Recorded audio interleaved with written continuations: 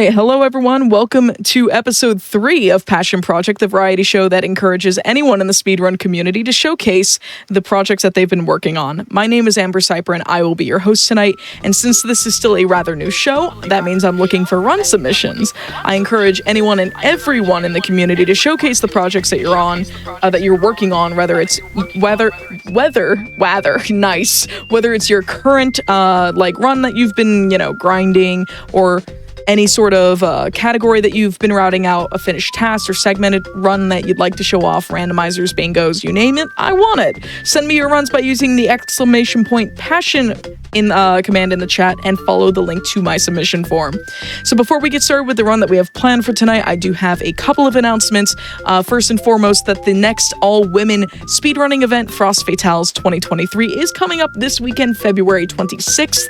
Go to GamesDoneQuick.com/Frame Fatales if you want to learn more about the charity. Use !Malala in Twitch chat to find out more about Malala Fund.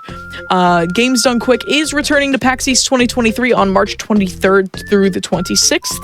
We're looking for marathon-style speedruns to showcase at the event.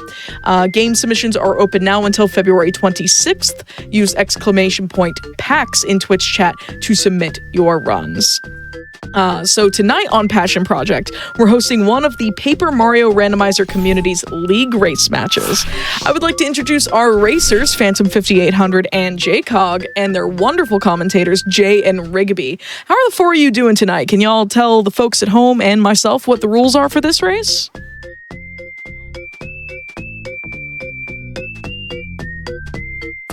Yeah, doing all right. Yeah. I'm JCog. Phantom, yeah, everyone else want to introduce yourselves?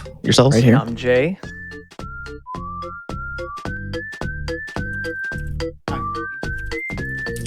Yeah, and so this is Paper Mario 64. And just kind of open everything up. There was a lot of dev work done to make it so that you can go pretty much everywhere from the start. And so then the goal of this is to beat each of the first 7 chapters of the game, go beat the boss, get the star spirits, and then that unlocks access to chapter 8, where we'll then do, there's actually like a boss rush mode, so go to chapter 8 and then fight all the bosses at the end, beat Bowser, get the star rod. And so, think like your typical, Zelda type randomizer where just all the items are in all the different places, all the partners are shuffled. So we could find just about anything, anywhere, and the chapters can be beaten in whatever order the game makes us do it. And so this is a league race. And so we have a certain rule set. It's not quite glitchless. There's a few small glitches, tricks here and there that we're allowed to do, mostly just for quality of life stuff, speed a couple things up. But yeah, Phantom and I will be racing, trying to get to the end as fast as possible. All right. It'd be good. Yeah, I've been looking forward to this for a little while. I saw the submission come in shortly after I released my submission form, and I was like, ooh, this is going to be good when I have the slot for it. It's going to be so awesome. So really glad to have y'all here. We're going to have our commentators count down for our racers to begin going, and by all means, if y'all are ready to go, feel free to count us down. All right. Well, I'm watching the timer. It looks like the timer started now. Usually there's a 15-second timer in here, so I'll start counting down from 5. Yep, since this is a race... 5, 4, 3, 2, 1, go. And they're off. Hey, oh, man. So I'm excited to see this race. And, ooh, we start with Mama Sushi today. I'm sorry, Sushi is very close to my heart, so I really like this character a lot. But, I was going to say, Sushi alone doesn't really start you off with too much open, but we'll see who they end up finding. So I'll let you talk for a little bit, Rigby, so you can kind of explain some stuff. Actually, back towards I was going to say, Sushi alone doesn't start you a lot. You can see in chapter 5, but you need boots to access chapter 5 to be able to start or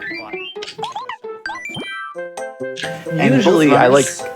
end up getting an Ultra Shroom early, and Ultra Shrooms are good HP recovery items, heal 50 HP. But in the case of Rando, where, as you look at JCog Shop, has several things that we kind of want to buy. The Ultra Shroom's good income, it sells for 50, and it's basically the main source of money we will be getting. So if we see Ultra Shrooms, Gem and Jellies, we typically want to sell them rather than use them in battle. Now, the thing is we're using race settings, I guess you could say. Basically, it's a shop sanity and key sanity, and one of the main things that they'll have to do is find all the items to be able to progress in the seed. So as we've seen so far, we've seen the Miracle Water for Chapter 6, we've seen the Fortress Key for Chapter 1, which could actually be helpful from the start, since Chapter 1 is kind of open. And then we also have the Ruins Key, which is for Chapter 2. And we'll kind of get to those parts when we need to.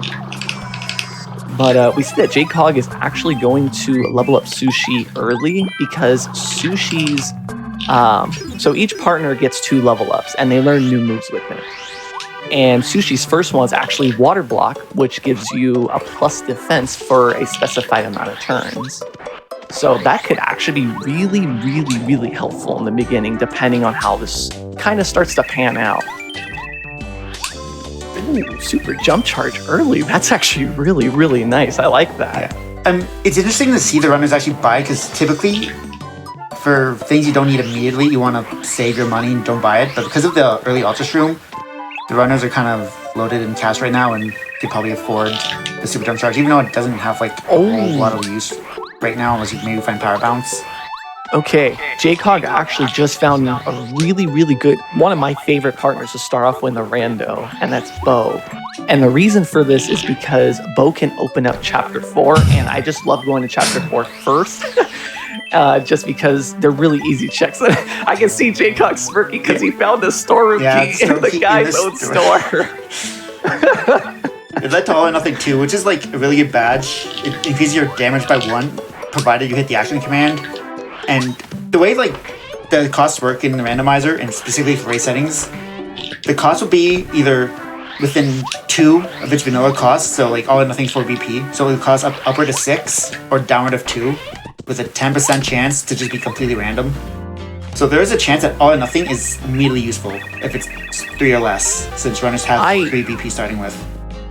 I really hope so, because that's like one of my favorite badges in the game. So I really, really hope that it's like low BP, like very low BP.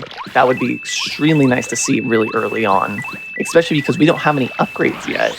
So exactly, let's hope for the best in this. So, like normally your big source of damage upgrade would be boots upgrade, increase your damage by your jump damage by 2, go from 2 to 4. But All or Nothing would have that same purpose without like needing the boot upgrade. So by the time they do get the boot upgrade, they'll be even more stronger. Now, something I want to explain before they actually start to fight different enemies. So race settings has a setting called Shuffle Chapter Difficulty. And what that means is each chapter's difficulties are, well, shuffled, for lack of better terms, I guess. Basically, we could see a Chapter 4 with either like really easy Shy Guys, it's at like a level 1 difficulty, or they could be really, really super hard, and they have like a ton of HP and a ton of attack power. So we'll see exactly what chapter this is at. But I saw that we found Power Rush really, really, really early, which is really good. One of the crucial, I guess, strategies that most runners will use is a Danger Mario strat where you bring yourself to 5 HP, have Last Stand and Power Rush, and you just become a powerhouse. And most seeds, you end up with this kind of strategy just because you're looking everywhere and you will likely find it. And having like 1/2 of that strategy already is boding really well. And even without Last Stand, you can work around Power Rush, especially if you find Power Bounce too. You can really shred bosses. I mean, either badge alone is still really helpful, especially early on, like extremely helpful. So yeah, like, we'll see if they find Last Stand real early here. Like power-wise, the runners are looking pretty good. I haven't really, like I just saw Random Pause. I didn't really get to see. And actually, speaking of pausing, I guess we haven't really explained this either. But Rando added a nice little feature called the Homework Shroom, where if you use it, you will automatically warp back to where the seed started. So in this case, it would be Toad Town. And that saves a lot of backtracking after you beat chapters or just do checks in a certain area. Like for instance, you're in chapter 7, you go way up the mountain and you beat it. Well, instead of having to go all the way back down the mountain, you just use that and you're back in Toad Town. And it's awesome. But I see what JCog's doing here. So Phantom didn't get it, but the cake is right here. So there are different items in Logic This is going to be a little hard to understand. I'll try my best to explain it. But items like the cake mix and the berries, when they're in replenishable spots, they're actually considered in logic. Whereas if they're not, they're technically out of logic. And it's hard to kind of understand and explain, but maybe as you watch a seed, you might kind of start understanding, oh, I get it. The idea is that's just the way this is the way it just kind of is with this randomizer. Yeah, like the idea is if you just find a random cake and you eat it, you'd be soft locked, right? So this cake mix would have to be in a replenishable location. So if you do use that item, you can come back and get another one, so you don't lock yourself out of the seed. Yeah, and the logic follows by those rules. Yeah. So it looks like Shy Guys are actually 9 HP. I believe that is a Chapter 5 scale. So they are a level higher than their vanilla counterpart. It looks like, I want to say that Chapter 1 is a level 2 scale, which is not bad. Honestly, it's going to be pretty easy to pass through there. Oh, there's Guma's at 3 HP? Yeah, that's Chapter 2. Okay. I'm still trying to memorize everybody's HP scales, but I played enough to kind of get a general idea of what chapter difficulty they're on. If you look at the respective trackers, like JCog and Phantom, like mark their star spirit with the number that indicates the scaling of said chapter, right? So if anyone in chat or UJ like missed the certain chapter scaling, you could just look at that. The runners usually have a pretty good idea of it. Also, JCog just found the odd key, and he already found the scarf too, as well as Phantom. So I'm kind of curious if we'll be going into Chapter 7 kind of early here. I'm curious, but we don't have Bo yet, so we can't open the wall that's bounded by the odd key. So I'm kind of curious what this is going to lead. Yeah, with Bombette, that will not only open up 7, but like the most importantly, it would open up 5. And since we had Sushi like from the get-go, we might have to do some stuff in jungle. So Bombette could be like fairly soon. That is true too. I'm thinking that we're gonna see another partner here, like really, really soon. There's not really much else to check outside of Chapter 3 stuff, so I'm thinking. Oh, so we didn't explain this actually. So the way race settings kind of start. So you start at level 1, and they give you 100 coins to start off with. One of the reasons for this is so it gives you some, extra money to buy stuff in the beginning in case you need it for progression items or other uses. But as you see JCog coming up to this big old turtle, or this big old coop, I should say, can't see, you have to pay him 50 coins to pass. Now, luckily in the randomizer, you only need to pay him once. You don't have to pay him multiple times to pass through the road. So that's kind of why we save some of our coins, because we have to pay him, which I actually do like, because it makes you strategize how you use your money a little bit more in the beginning. I don't know. Those two really definitely helped. That's 50 coins. That's like free admission almost. Yeah, and generally, like when you find items like Ultra Shroom, Jam and Jelly, or any items that are cooked with those in it, those are all worth a lot of coins. So if you find something like, what is it, an Ultra Jelly, I think it is, or what is that one called? Jelly Ultra. Jelly Ultra, there you go. I mean, that's worth like enough. 200 coins. Another thing we haven't really talked about is like Merlot had stuff. Is worth noting. The main thing little being, what? Sorry. Like Merlot had stuff, and the main thing being Bombette. And Bombette's on ticket 5 and 7. Yeah, Bombette was on 15, I think. Okay. Let's see. So they're coming in. So one of the things is in Spear Zero, generally Chapter 1 stuff, like this area is all open. And Chapter 3, like going through the forest, and at least getting to the mansion is open. Those are all free checks. Those kind of tell you like, okay, where are we going next? Like Phantom just found a toy train right now, which it kind of looks like we might be going into Chapter 4 pretty early here, because we did find the cake mix. The only thing that we really need to find right now are Bama and Watt, and then the frying pan for Tasty, who can make the cake. And Bombette is on Merlot, which... That's right. I think we should actually explain how Merlot works, because it is different from the vanilla game. Because in vanilla, you see Merlot have a bunch of badges to buy, and you spend stuffies to buy them. But in Randomizer, the things Merlot sells cannot be progression. However, when you spend a certain number of start pieces, Merlot will give you rewards, and those rewards could be a progression. In this case, Bombet's one of them. And blue, so is Runes Key and Blue Key. Hopefully Blue Key not required for these runners. I don't think it is for like 20 seconds. It would be kind of cool. I was just about to say that I hope Blue Key is not required for this at all. But the runners need at least 25 in the seed. And 15 immediately, because I think Bombet opens up too much right now with access to 5 and a little bit of 7. Not Rugged 2, theoretically. So Bombet opens up a lot right now. Oh man, yeah. Yeah, it would be 2, 5. Yeah, it would be mainly 2 and 5 right now, and each of those have quite a bit of checks. So there's a lot to look at through there. I'm kind of curious what their next move is, though, because I mean they got to find the star pieces somehow. I mean, of course they can buy it from shops. I mean they could find out in the wild too in any checks, but I'm curious. I think they probably will be going to maybe Chapter 3 next, but we'll see. Chapter 3, I don't really see Chapter 3 because Chapter 3 doesn't have a whole lot until you find the weight and the ability to get super boots. So you kind of want to hold off Chapter 3 until you get your super boots. Otherwise you have to like backtrack through the forest again, which is pretty slow. And there's not that many checks without it anyways. There's the 3 forest checks and 1 Blues Mansion check that you could do, or 2, 3. Okay, so 6 checks in total, which is not a whole lot compared to the other locations you could do. And Rip Cheeto as well as 6. Oh wait, that's Power Plus from Rip Cheeto. Yeah, he might have enough star pieces too. I totally forgot that there's a cake. Okay.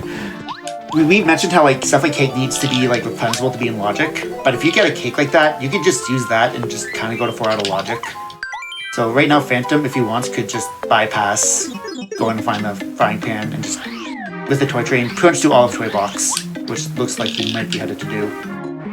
I think he's gonna do it too, especially because the toy box has a lot of checks in it, and generally most of them are pretty easy. Yeah. However, there's gonna be a couple that he's not gonna be able to get because he does not have Paracarry. So he'll just have to keep in mind, like, if they are progression items. At least the first one, you can't even see. You can't get to one of the chests without Paracarry. We won't know what's in there, unfortunately.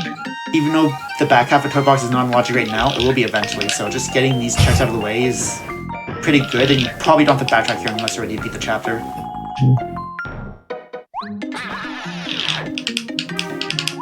Now, what I'm hoping, this is what I'm hoping what they find.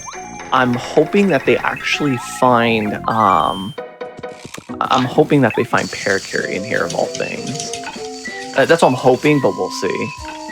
JCog didn't do a cheater, did he? Because if not, then he doesn't have the cake. So, no, he did not actually. So all what JCog could do is this half of Pink Station, and Phantom could just go out of logic and pretty much do the whole thing. So I'm kind of curious what JCog might end up missing then in this sense. Oh, there is the weight. Okay. So for those that don't know, the weight is required in the mansion. It allows you to upgrade the super boots. Honestly, the weight being here is course. really good for JCog. Just because if he didn't get anything from this play, then he probably would be behind. But the weight kind of gives him something else to do. So they're gonna end up checking through the forest, and actually they'll be able to check through. Ooh, another runes key, nice. They'll be able to check through the rest of the bottom of the mansion at least. And not just that, like we have several things: runes key, Bombette, blue key, for star pieces. Super Boots lets you hit the certain panels on the ground to get star pieces. Those are not randomized in race settings, so those will always be star pieces. So if you're looking for star pieces, Super Boots you pretty much want early. And it looks like, but that's what JCog's going to do. Phantom doesn't have to because Phantom has the cake to just explore the rest of the toy box first. But I'm assuming he's going to go get Super Boots afterwards. And for a seed like this, actually, this is very important that they're getting super boots so early so they can get all those star pieces and just end it right there, because they both should have 3 ruins keys. And honestly, all they kind of need at this point is Pulsestone and Diamond Stone. I mean, they're going to get Bombette anyways, but all they need to find is Pulsestone, Diamond Stone, and Chapter 2 ends up being open. So yeah, we're getting a lot of 2 stuff. So if we do find Paracarry, that gives us access to 2. Or Desert, at least. Because we know where Wombat is. So we might live in a weird world where 2's the first chapter beaten. And that's not very common because typically 5 is the first have to beat because of how little requirements there is to beat. You need access to 5, Sushi, J-Raven, and either Parakarry or Lackluster. And we don't really have any of those requirements except for Sushi. And I always make this joke. It's an old Charlie Brown joke from the Halloween episode. Whenever you get a rock from anywhere, I go, "Oh, I got a rock." And unfortunately, Phantom got the rock this time. It's just a little joke, but I'm kind of curious to see what's in the mansion right now. I'm very, very curious. Now, there are a couple checks that are technically out of logic if you don't have Bombette, because you can actually get soft locked if you're down there. If it weren't for the home run shroom, there's literally nothing you could do. So I'm kind of curious, like, what items we're actually going to get here. I mean, technically, you know, they're going to get all the star pieces they can, so it'll be on logic soon enough anyways, but we'll see what happens. Phantom didn't fluke your toy box. Did he, like, open the PlayStation Switch and just dipped? I think he dipped because he knew that the cake was out of logic and kind of was like, you know what, I might, because it's possibility he might not find progression there. Like, you could end up finding, like, the frying pan, like, way later on. And if that was the case, I mean, there's not going to be a progression there. I guess he just wanted to get the boots immediately so he could have power. On the flip side, you could get, like, some other, like, good item really early. Like, for example, Parakarry could have been back there, right? And that gives you, like, a huge power play for 2. That is true. However, just dipping for Super Boots is not a bad idea because Super Boots is really going off the seed just for getting Bombette. And Bombette opens up a lot. I mean, Bombette, honestly, the characters that really make this hard, like make this whole randomizer hard, like if you do not have them, it just makes everything harder, is Bombette, Parakarry, Bow, and Sushi. If you don't have those 4, I feel like to some extent, I mean, Sushi, you know, we couldn't obey thing in the beginning, but now that we're starting to progress, now she's becoming like extremely useful to progress. But I just feel like those 4 are kind of like the ones where you just, if you don't have one of them, it really locks a huge part of the game. And it just makes everything frustrating. So for those that have actually played Paper Mario, of course there's a specific way that you need to go. However, for those who may have not known this, there are actually 2 secret rooms in the forest.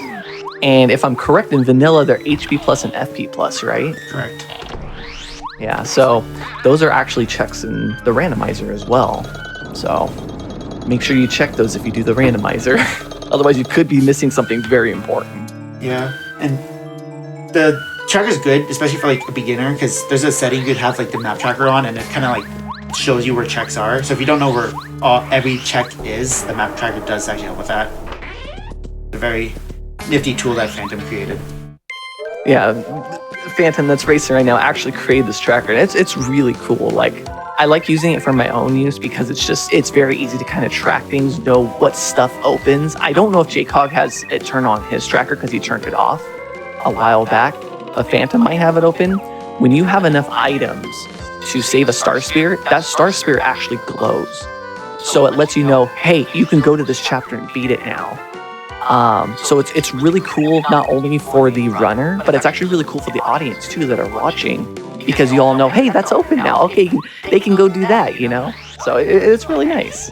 I had a funny instance when I was doing a seed last night where I got, even though I was missing soil and miracle water, I got lacking in the game. The tracker thought I was able to beat 6. I got so what? I don't know. I don't know what settings would have caused that to happen. There's no world where that's a possibility. Do you ever put your tracker number in the actual tracker itself or no? I did, yeah. It was How silly. weird. I found everything like 2 minutes later anyways, but it was just silly. Maybe it knew. Maybe it was just like using foresight. Was like, hey, you're gonna find these soon. It's gonna be open anyways. Who cares? All right, so that's an out of logic blueberry right there. Wait, is that bush? No, that bush is replenishable. My bad. Yeah, Never mind. That's not out of logic. I forgot. It's only if it's like a progression item or like a badge or something. I forget about that bush. Because technically what's in that bush is the Strangely. Now, for AGDQ purposes, I'm not going to say any more about that, but I think you can kind of get the gist of it.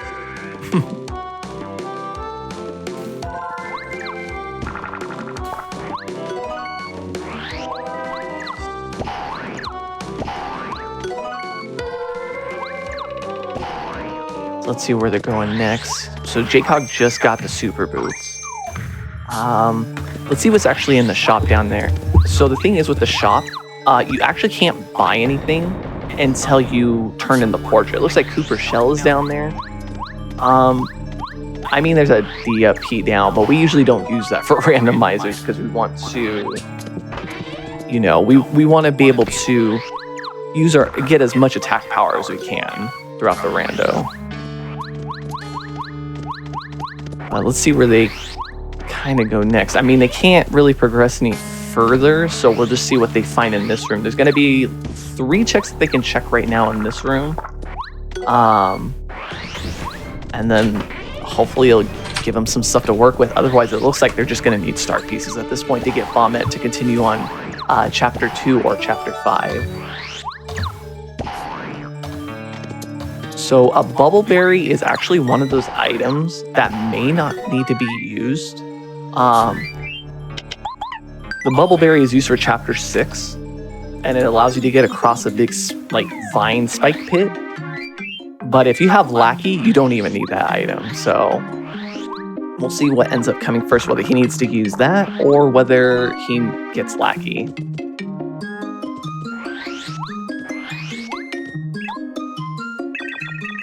Oh, right. So this is a check that is easily missed after you get the super boots. So in the regular game, there's like a little side quest that you can do, and this is how you get quick change. But this has been replaced with a check. So when you get super boots, make sure you do this check, because I have missed it before, and it's not fun when it's a progression item. Yeah, that's not always. I get on fun not to be a progression item too often, but when it is and you miss it, like I forget that check all the time. I specifically don't talk to Merlin, just so I can remember that there's a check there. That's a good idea. Yeah, I usually don't talk to him either. I didn't even know you could talk to him. I just kind of left him there because I figured it's just a waste of time. So I'll do it later, you know. I'm actually kind of surprised they didn't check in here earlier. So this is one of those checks I actually checked very early on because I have found progression items in there. Because I mean, it's open from the start. But it's that little block that JCog had hit, and it was the shooting star. So he's trying to decide how to fight the blooper here. I mean, it's just the regular blooper, so they shouldn't run into too much trouble. But I can see JCog kind of thinking right now, it's kind of like, I'm kind of wondering why. And JCog has like Power Plus equipped, which 5 HP or less, you get 2 extra damage. So JCog being at 4 HP, plus having super boots, that's 4 damage per jump, and you jump twice per attack, so that's 8 damage from Mario alone per turn, which is a lot. JCog is really strong this early.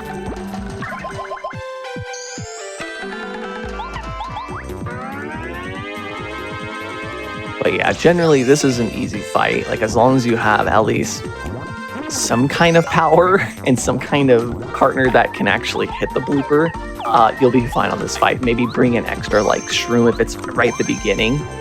Because the thing is the way the bloopers work underground is there's 3 areas where bloopers show up. There's the blooper, the electro blooper, and the super blooper. And it doesn't matter which order you fight them in, but generally you want to stay away from super blooper as much as possible. And so there's actually a chest in the floor up above in the underground where you may not have anything. So what a lot of us do is we save it. If there's not an item there, then we just reset the game so we don't have to fight the super blooper later, because super blooper is not fun to fight. But it looks like all the berries are in play now. So Chapter 6, they're going to be able to really check a lot of stuff there. Like a lot of stuff. And speaking of Chapter 6, like in vanilla, you would need like 4 magical seeds to open the chapter. But for race settings, we allow it for 2, just so we don't go mode 6 every seed almost, because of how many requirements you can get there. So this makes like early 6 plays like more common. So the runners haven't really found any magical seeds yet, I don't think. So I have 6 like a bit later in the seed, but the option to have checks in 6 is definitely a possibility. Kind of hoping, ooh, Dodge Master, nice badge. I was just about to say, I hope they start finding seeds, and sure enough, he found one, and we found another magic tub of lava key, and I see the Phantom's actually going back to the toy box. I'm kind of curious what his play is here. Maybe it's so this is every station and toy box has a panel, right? And since you need star pieces, maybe we could JCog dip for super boots so we could come back, get the panels while doing those checks. Oh, that's actually a good idea. I might use that for my own strategies there. I'm very cute. Ooh, power bounce. You see the expression of JCog Phantom's face. There's a problem. Yeah, there's a problem with this. Power bounce, one of the best badges in the game, especially when you have power rush already and like all or nothing. Like you can be really strong and super jump charge. That works really well with power bounce. But that is locked on carry. So yeah, we need carry to get it. That's what I was like. I could see like Phantom's face is like, oh no, like that's. At least he knows where it's at though, because sometimes we can't even find it. Yeah. See, we just go without it, and it makes everything harder. Honestly, that's a blessing in disguise because you are coming back for that. You aren't skipping on a power bounce. There's no way. Oh no. But because you're doing that means that you can actually check that chest. You don't have to make the play of like skipping it or hoping it's nothing or just going out of your way for a nothing check potentially. So when you come back with carry, you won't walk away with nothing basically.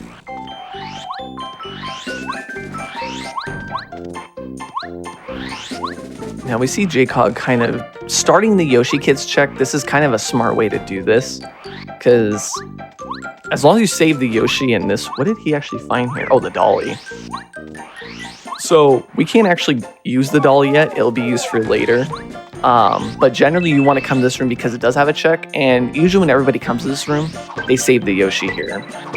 And what I mean by saving the Yoshi, so in this chapter, there are 5 baby or kid Yoshis to save. They're called like the Fearsome 5 or something like that. And there are 5 Yoshis to save. Well, the chief actually has a check on it. That could be a progression item. So it's good to at least get some of these checks out of the way. Now, generally, they won't have to worry right now because they don't have Watt, which means they can't even save one of the Yoshi kids. So there's nothing in logic at the moment that could be in progression item behind the Yoshi chief. But once Watt comes into play, then, and maybe the vase too, then that's when they have to start thinking like, hey, do we need to do the Yoshi check? Should we skip it? It's one of those weird ones. Interesting. JCog is saving the Yoshi, so he might come back with Watt to save the last one. Like typically, what I could see sometimes is not saving Yoshis at all if you don't have Watt, in case you beat 5, and just hope that the Yoshi Chief has nothing. But this is definitely the way to go about it. It does take too long to save the last Yoshi kid. And the experience is kind of nice too, even if Chapter 5 is pretty good. Oh, he's not going to find Lantern Ghost. But Power Quake being 1VP is actually really good. 5FP is kind of like, early because we don't have a lot of FP, but in the long run, I think it's going to be really good. 5FP is kind of like the sweet spot where you get like 1 extra use of the badge per level up. So even though it kind of hurts right now, but like in the long run, Power Quake being like that is going to be really helpful.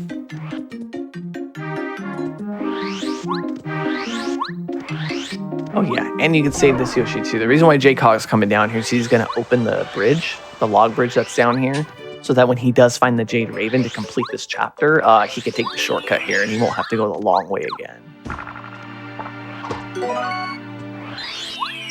Now, when it comes to star panels, like if you do need star pieces in your seed to buy something, once you have the super boots, keep in mind in Toad Town and up here alone where Phantom is, let's see, it's 3, 4, 5, 6, there's 7 star pieces alone that you can find.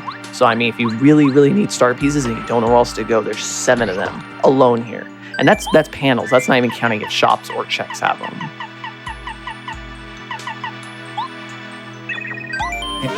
And interesting, like, when JCog got Super Boost, JCog went straight to 5 via, like, breaking the wood panels and using sushi. Phantom has gone to Merlot and getting Bombette and might go to Chapter 5 that way. It pretty much ends up the same thing, but Phantom and Bombette right now give more options.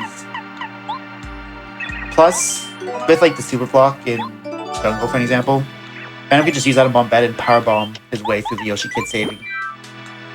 Or JCog kind of like has a Power Quake, which, I mean, 5 is weak, so it didn't really matter. But yeah.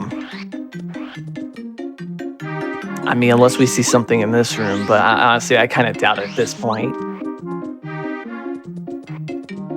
It didn't look like 5 had a whole lot for JCog. Like, he had like some good stuff, but nothing that just kind of screams go here.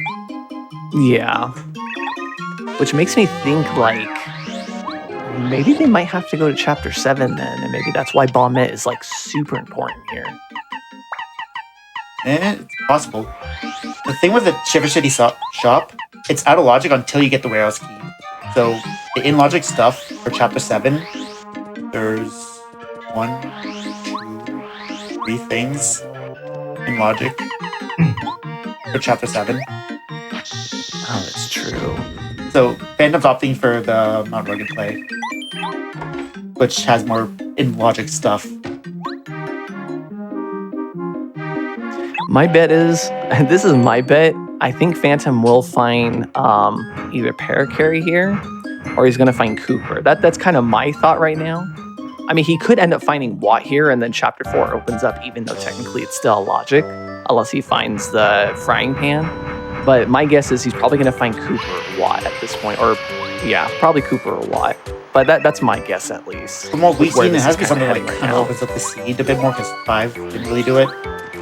Yeah, I mean, it has to at this point. Which won't be like frying pan per se, because we saw Phantom go, they didn't get a whole lot from there either. Aside from, I meant from like power bounce. I meant from like Chapter 2 alone. That's what I meant. If it could be Paracarry, we're just going straight to the desert.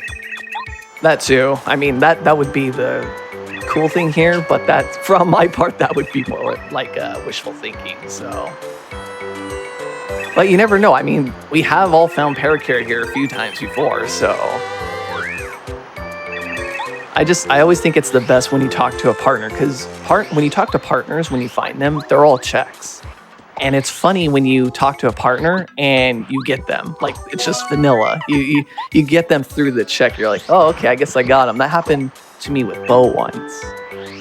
I talked to Bo in the mansion and it was like, you got Bo. And I'm like, oh, okay, I guess that was vanilla. Ooh, there's a palace key.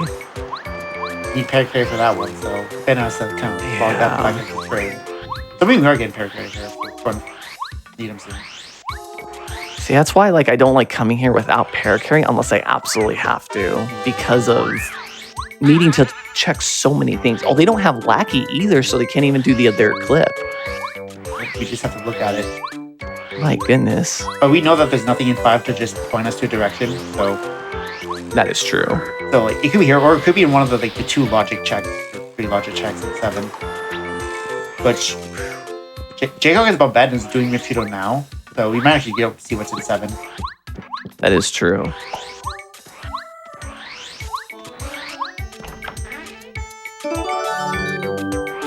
Ooh, bucket from Phantom. Okay. Another Chapter 7 item. Yeah, I'm really. Ooh, nice live stream.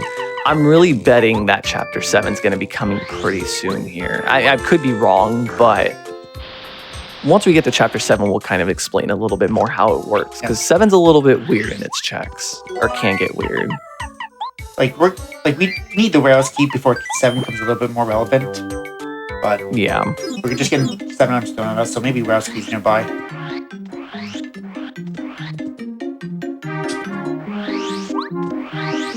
And yeah, if you go all the way left here while you're underground this ice room, there is a partner power-ups or upgrade. So be sure not to miss that. I mean, upgrades are extremely helpful and kind of needed in many, many senses in this randomizer. So looks like Phantom Safe's coming over. Oh, there's Lackey. And Ice Power, which is very helpful for fighting Chapter 5 boss. And Chapter 5 is actually really messy, so it takes a little more effort. But Lucky's still technically out of logic until we find the warehouse key. Oh, there. Oh there, my there. God. Are you serious? You look at JCog's face, he's not happy. Yeah, I'm not happy either. That is terrible. When you... Go ahead. If you have the warehouse key, you can just unlock that door and do the second half of the solving the murder, and just that one cutscene, and that's it. Go do whatever. But because we don't have the warehouse key, JCog actually has to start the murder sequence and then go over to save carry. And that gives us the chapter 2. So JCog come in the 7 for a few stuff in logic, and one that wasn't is really helping them. Oh, Pulse. Ooh, Pulse there's Stone. the Okay. Pulse Stone. Ooh, okay. For the 3 I'm checks in logic for 7, it was loaded. Yeah, I kind of had a feeling, but I wasn't. I knew he was going to find something here. I just wasn't sure what. This is I honestly thought he was going to find. find the warehouse key. This is usually pair carry gets us to go to desert, and now we have Pulse Stone, so we can do like the entirety of ruins. So if we find that's Downstone on the true. way, that's chapter 2 beatable. Oh, that would be awesome. So this is like a huge power play for JCog.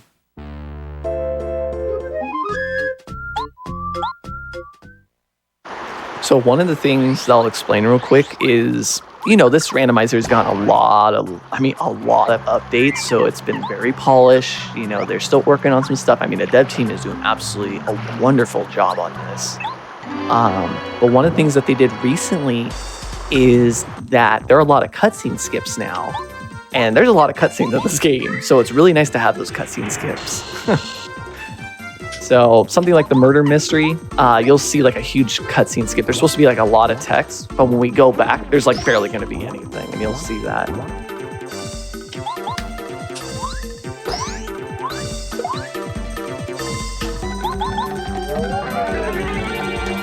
Yeah, JCog has to go to 2 now, right? There's nowhere else to go, and everything's pointing in that direction.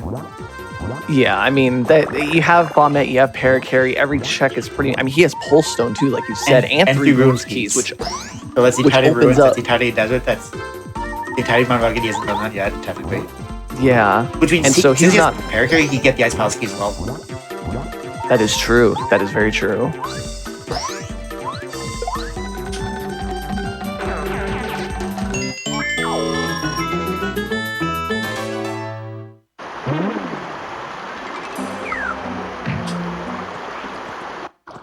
Let's see where we're going to. Okay, so that check right there in Phantom Screen, whenever there's a block that's yellow, aside from those, if it doesn't have a coin in it, then it's a check. However, if it's a red box, that means there's a badge in it. So, and you know, you want to try to find as many badges as you can that will help you in this seed. I mean, stuff like Power Bounce, like we've been talking about before, Last Stand, Power Rush, you know, Attack Power Plus, All or Nothing, P Up, D Down. Those are like your main ones. And Mega Rush are like the ones you really, really want to find. It's not to say that other badges are not needed, but they may not come in play throughout the whole game. Something like Ice Power, Fire Shield, you know, D Down Pound or D Down Jump, stuff like that. So, I mean, there's generally a lot of badges you want to find. Oh, and stuff like FP Plus too.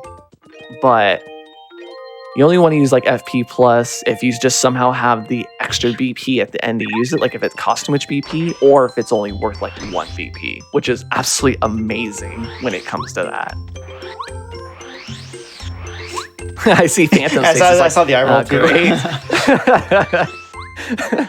And the thing that it's interesting that Phantom opened the shortcut 5, but went right to 7 immediately. So Phantom didn't do any of the 5 checks, which will save him quite a bit of time if he chooses to go to do his first. Which he might once he looks at this Pulse Stone. Oh yeah. Oh, there's another Oh my eye roll with a shake of the head. I'm used to seeing that. I can tell you that much. Yeah, I could see where Phantom's kind of thinking right now too. He's like, yeah, I gotta go back there as well. Now, in the game, I always hated this part of 7 because to keep it light, these bumpties are not necessarily the smartest. They're not the brightest crayon in the box. I'll say that much. So if you actually read the dialogue, if you've never played the game, you got to read the whole dialogue of this game.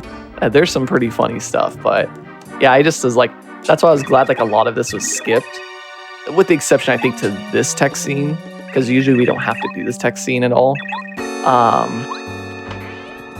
But yeah, I'm just kind of glad that we do skip all of it because I get kind of mad. I'm just like, why are they like this? so Phantom's going to check the rest of the desert right now. And then he's actually going to be doing a little, I guess he's going to be doing a little skip that is allowed for race settings.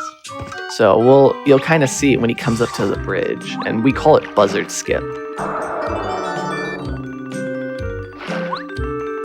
And you know, the Paper Mario randomizer community, they're pretty like, what's the word I'm looking for? I can't think of the word. Not lenient. They're very. They want to make sure that everybody has a chance to enjoy the randomizer and get better at it. So tricks, you know, that are allowed in the races are generally pretty easy tricks, which makes it really nice. So if anybody in the chat or anybody who's watching, you know, if you're really interested in getting into this, honestly, do it. Seriously, do it. Do it. It's an awesome randomizer. Like I get burned out on games pretty easily. This is one that I've probably spent about, I don't know, 300-400 hours in, and I have not gotten tired of it yet. I mean, a little bit here and there, but you know, it's just, I just can't stop playing it. It's like playing Breath of the Wild all over again. I just can't stop playing it. That's relatable. I had to force myself to stop playing Breath of the Wild so I'd actually play other games or actually go to sleep on time, so. What's sleep? I don't know what that is. So, in the desert here, there are a lot of checks. There's quite a lot of checks, especially with now the ruins being open. There's even much more checks to be found, and quite a few of them are actually hidden under Watt. So, something you should know is you see all these blocks that JCog is hitting and you can't even see them. Well, those are revealed by Watt. When you have Watt in the party, they'll be revealed. However, if you don't have Watt yet, technically any item you find in those blocks are out of logic. So like how Phantom found the magical seed right now that JCog found earlier, that's out of logic right now. So until he finds Watt, that is still out of logic. So technically 6 could be out of logic. If they do find another seed before Watt, we'll see what happens.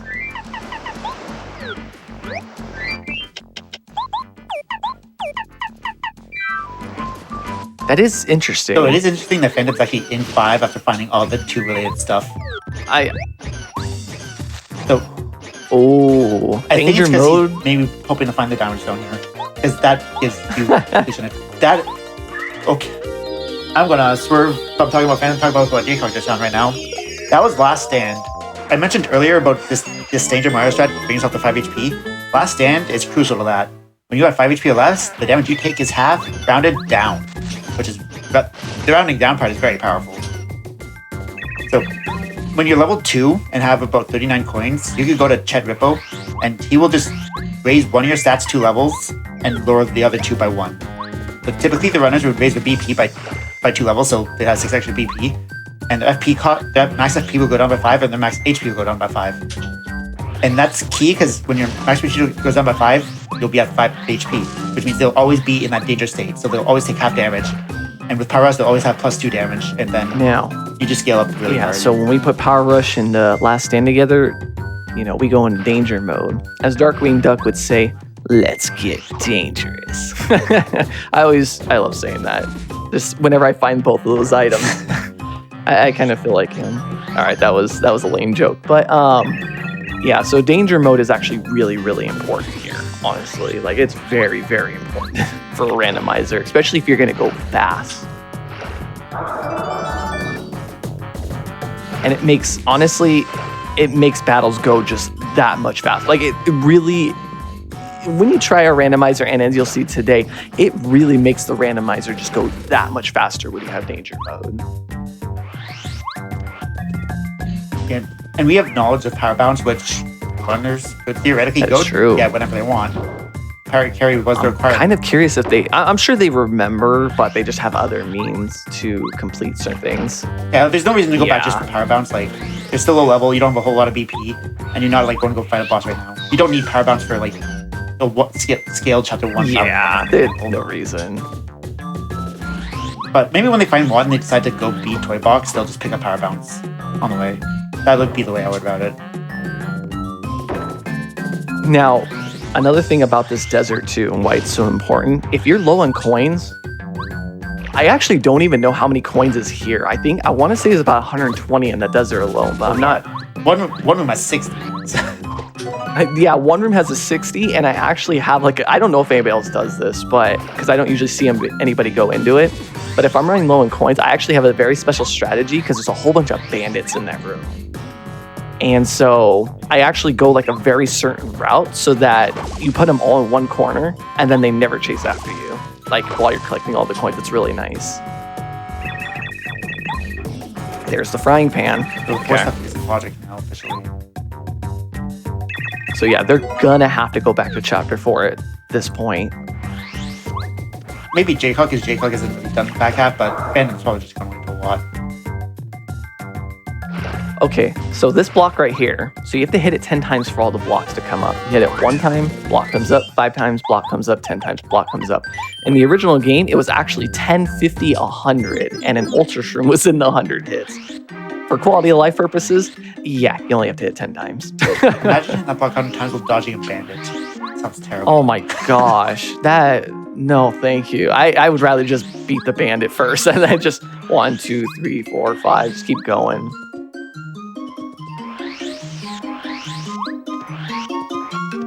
All right, so we're gonna open the ruins right now.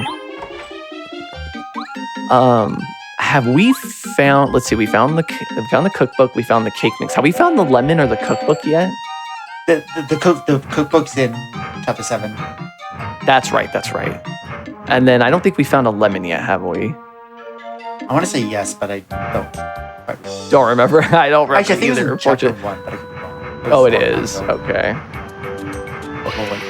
Oh, it was 110 and 100. My bad. I'm sorry. 110, or not 10, 50. However, it's been a while. Oh, sorry. For this scene in particular, Warehouse Key also is in logic because of where the cookbook is. Okay, chapter 5 shop. I knew it was in one of the shops. Okay. But because the cookbook is in chapter 7 shop, Warehouse Key has to be in logic for that too. Okay. Right now, I wouldn't say anybody is winning per se. I would actually because they're kind of. You think so? Well, they've done yeah. the same checks, but JCog's further along. That's true. That is true. That's right. Phantom did take an extra kind of route, or had to basically double dip back into 2 because he came here earlier. While JCog only had to come in here once. So yeah, you're right. But this is still early on. Things change. That's why I didn't want to say anything right now, because it's still very early. Because it depends what Phantom's gonna do too, with everything that he finds. So this is right now the path is pretty linear. The runners are going to full clear ruins. They're going to get the super hammer, and that gives them access to open the shortcuts. So go to prologue, for example, and that whatever happens in prologue is pretty much the next destination. So it's going to be a little linear for the next 20 minutes or so. Probably, yeah. So in that sense, JCog's winning because he's kind of further along this line. That is true. JCog's not going to check this. Okay. I mean, generally, this is one of those checks you don't want to check, really, because it takes a while. Because once you hit that block, 3 Poke mummies come out of their caskets, and you have to fight them to get the check there. Well, generally, you don't want to do that check because it just takes a while. But I have seen a progression item in there before, and I would do the check, but I guess in this see. case it's not bad because you will have to double dip ruins once you get the diamond stone. That is true. A bad check to backtrack if you're missing stuff, and the experience is nice. Even if the check has nothing, just getting early experience because you want to be at least level 2. You want to get your Danger Mara going because you have last stand. Phantom's about to find last stand. So you want to get your experience, get your levels up, and then you can start one-turn boss battling or something. Now, the thing is, what would be really terrible is if the diamond stone was in that Poke check. that would be so troll. That would be worst case scenario, honestly, at this point. Now, one of the things too is how Rigby was explaining about the FP and BP values earlier. That goes for your partners as well. So what you want to do is there are certain partners that you do want to power up regardless as much as you can. Like Watt, for instance, because it can give you extra attack power. Sushi, if you need the extra defense. And also Sushi, it does have an AoE attack if you want to press this button fast. But also Paracarry has an AoE attack that does 6. However, because everything is randomized, it makes it hard to decide who you're actually going to use for your seed. Like sometimes I use Watt, sometimes I use Sushi for the seed, sometimes I use Paracarry. It just depends on their FP cost. So we'll kind of see who they're going to be using throughout the whole randomizer. Now, generally, Watt's used at the very end though, just for her attack power up. I'm going to verify something I kind of see in chat. Yeah, Quick Camera does not scale with hammer upgrades. Quick Camera will always do 2, Power Quick always does 4, and Mega Quick always does 6 at like base cost or base power. And you see JCog leaving. He's not doing the pokies, but going straight to Prologue into his area. And since the blooper fights, there's 3 locations for blooper, and they kind of scale. Like the first blooper fight is always regular blooper, no matter where you fight them. And the second blooper is always electro blooper, which is JCog will be fighting. And the third is super blooper. Super blooper is usually not a thing you fight in the siege unless the Strength Stomp chest, which Phantom checked like before we're going to chapter 5 or 7. If that has progression, then usually super blooper seed. But in most cases, it's not.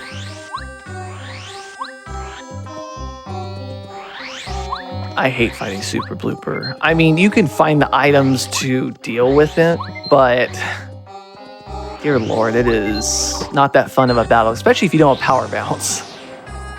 Yeah, I like saving that check for like a lot later when I do like kind of Danger Mire setup and power bounce going. Pretty much like 2-turn super blooper anyways, and it's a fast fight. Rather than like exactly. a 4-turn regular blooper fight, which is kind of slow. And 4 turns like kind of on the fast end of things for doing a blooper fight early.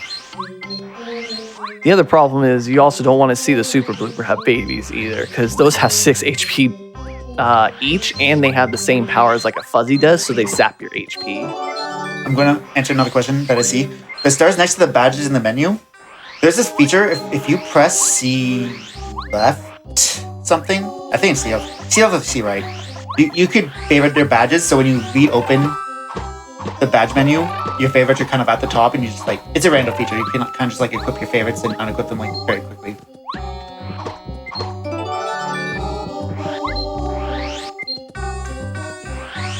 Yeah, I mean, personally, I love that feature a lot. I love using it. Like, that's an awesome quality of life feature. I like the feature too, but I don't really happy. use it that often because like I've played this game like doing speedruns over and over again for like past like few years. So I just kind of like memorize the badge locations in the menu. So if I favorite it, everything's just kind of like out of whack for me. Just to remember to find things. I just typically don't use it. I'm used to the way how it is normally. I hope I get to that level someday, because I can't remember where everything's at. So I'm just like, I mean, I kind of know where some stuff's at, like all the boots and hammer upgrades, but after that, I get kind of lost sometimes, depending on what it is. I was going to say something, I totally forgot. Nope, lost my thought. All right, so this is actually where the dolly needs to be. Oh, he's actually not going to do that check. Yeah, he just went straight to the right. He might go fight Goomba King because this is a level 2 scaled chapter. It's going to take like 2 seconds to beat. He might do it, he might not. Yeah, he's going for it. It's going to be very fast. And you have Bombette, and you have Quake, Power Quake. Yeah. Yeah, which he equipped.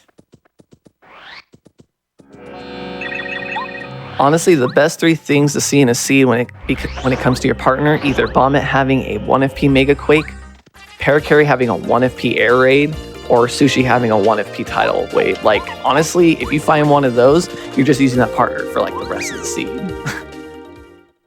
Actually, having a 1 FP Shell Shot is really nice too, because it's a fast move. Yeah, like 1 FP Shell Shot, like, you're pretty much solo committing to Paracarry.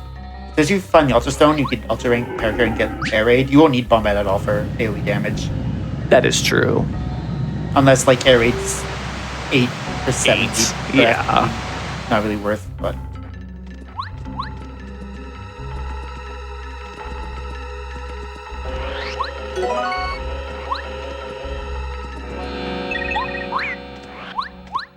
So one thing funny here, and one thing about the randomizers, if you haven't noticed already, a lot of the enemies, their colors have changed, and pretty much everybody's colors have changed. So the Goomba King actually has some like very interesting ones. I'm kind of curious what he looks like in this scene.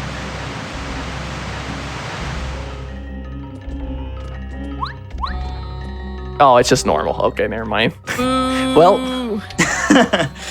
My sentiments exactly. I was hoping to see like the crazy colored ones or like him where he looks like he's literally dying. Because there is like a color scheme where he looks like he's like dead. And I'm just like, yeah, right there. I was going to explain something else and I really can't remember at the moment. But you just tried to buy boring Goomba colors. Okay, so actually, Phantom is going to check this Poke check, so I'm kind of curious what's actually behind this. And I'm kind of curious what's behind Goomba King as well. So, a level HP, I was going to say, I think that's level 7, which makes this a lot harder. Like, a lot harder. But Phantom is getting rewarded with good experience, and if Danger Phantom could probably go Danger around this, right? Phantom's leveling up after his Poke's are 7 done, like, all 3 fights. That is So true. Phantom could go Danger before JCog could. Now, one of the things in the randomizer is, especially because you start at a low level and they haven't really leveled up much, if you want to level up fast, it'll be tough, especially depending on what chapter it is. But if you want to level up fast, go to a chapter 6 or 7 difficulty chapter. Like, it's going to be hard, but you will level up a lot. My favorite high scale chapter is chapter 1 because of that. The chapter 1 fights are easily cheesable and they give you so much experience high level. Yep. I think at chapter 7 skilled Super Pros give you like 70 experience usually, something around that ballpark. Yeah, that sounds about also give you right. like 60 or 70. So you get like 2 levels within 2 fights. Ooh, there's the warehouse key. So the last stuff isn't logic. And anti-guy now, because that means we get the book. Oh, that's right. Okay. Generally, what I say, at least for me personally, it doesn't matter what chapter difficulties the first 3 chapters on, they're generally pretty easy. Everything after that, though. Oh, there's Baby Y. Oh, Waters. That gives Yoshi Kids, and that gives completion of chapter 4. Holy moly. All right, this is starting to kind of open up a little bit. I like what I see. And a damage dodge. That's actually really, really, really good to find.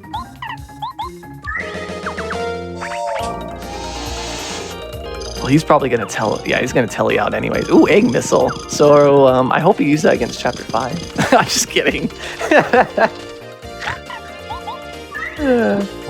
No, for those that don't know, I think it's if you use Egg Missile against Lavapron, it crashes the game, right? Yeah, something like that. And I don't know why personally. I'm sure JCog or Phantom know why in terms of the coding, but it actually crashes the game.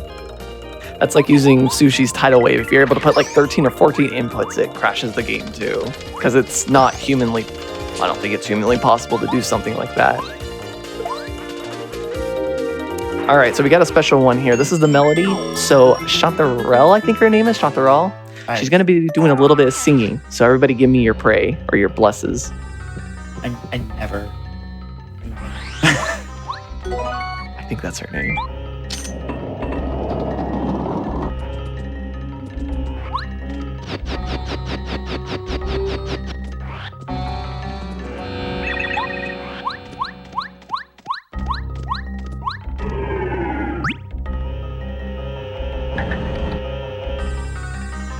Oh, it's only when you use double or triple dip. Okay, that I didn't know. That I did not know. That's right, that's right. I've never done any of the crashes myself. I've only seen them once years and years ago, and that just is like, what? The thing, JCog's making complete chapter 4 play. Yeah, because he's got everything now, so he's good to go. Yep. JCog's like not in danger or anything like that. So like this fight is not going to be fast. Yeah, I was thinking that too. This is going to be a little bit of a hard challenge here, especially because it is harder And than Power Bounce its is vanilla here, counterpart. so I think Phantom might have the advantage on the what's the name? General guy. I think so too, definitely. I mean, generally, if you have danger, I mean, you're gonna have advantage everywhere, honestly. I mean, especially for a lot of different bosses that have like a defense plus.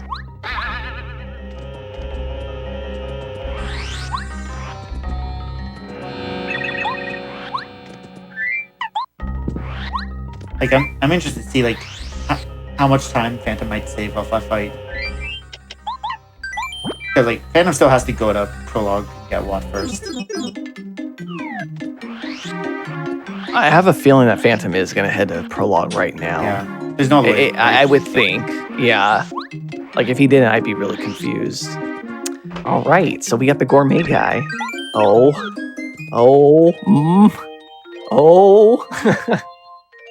delicious. I always love this scene. This is like one of the best scenes in the game. The other option after prologue is theoretically we could go to 7 and do the whole Shiver City stuff, snowman gifts and all that. Is that those are still like a lot of checks. If you want to hold off on 4, because Phantom did check everywhere 4. That is true. Yeah, Phantom checked everywhere 4, but JCog didn't. So like Phantom doesn't really have to go back to 4 unless he wants Power Bounce, just wants to pick a chapter. And like 7 gives a lot of checks as well. I want to get the melody before doing anything else. Like.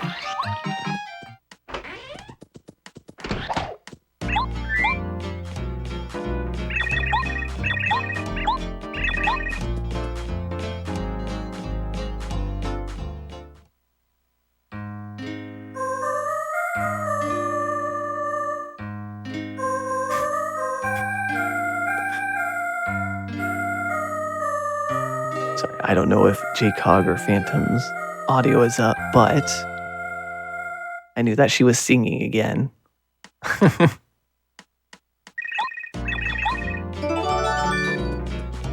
There's a couple other silly parts in this game that whenever I come across them, I always like make a comment on them, so you'll know when it happens. I mean, Gourmet Guy is one of them. There's one chapter 3, there's one chapter 7. I mean, there would be one in the final battle, but unfortunately they cut that battle down, so I can't say that one anymore. But it's okay. Back in Toy Box. That one. He's probably gonna go check Lantern Ghost if I had to guess. Or maybe he's back for Power Bounce.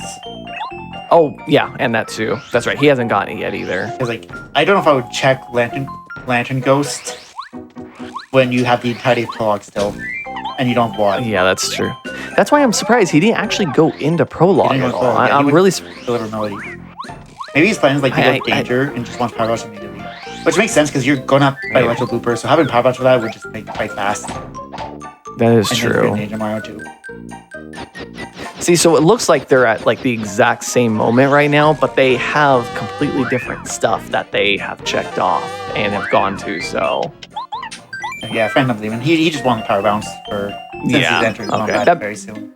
That makes sense. I was like, hold on a minute, why are we back in Toy Box? And then yeah, it was just for that.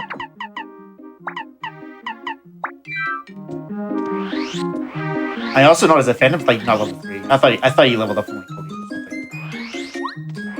So he can't really go danger. Wait, let me see. Oh, unfortunately I can't see his level right now. I saw you had like 3 BP for badges. Okay.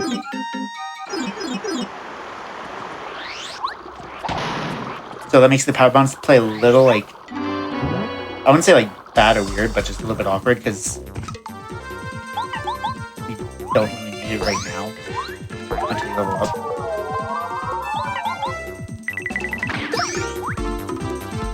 So there's actually a funny thing about Chapter 4 in the vanilla game. So the battle that Phantom did earlier that JCog is doing now for the calculator, there are 4 Shy Guys right here. I'm sure you all saw the boxes that were in the room before this that you have to hit in a certain order. Well, the Shy Guys are the order that you have to hit the boxes. And the order that you have to hit the boxes are actually the same order that you find the P switches in Super Mario World. So you find yellow in the beginning, you find green in the next place, you find red in the cave, and then you find blue in the Forest of Illusion.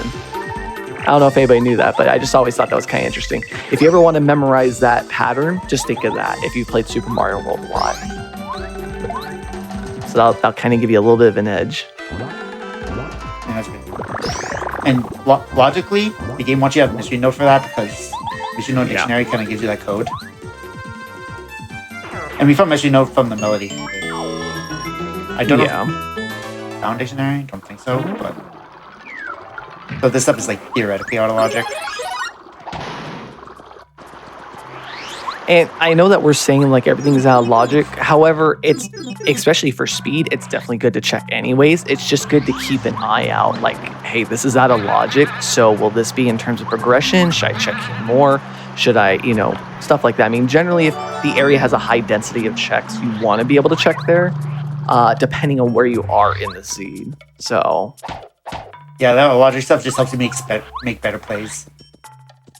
So, like, maybe that's partly why that maybe Fandom might go to do the 7 stuff, since he already checked through all of 4. And if he doesn't have, like, the dictionary, then he knows, like, maybe beating 4 is not in logic right now.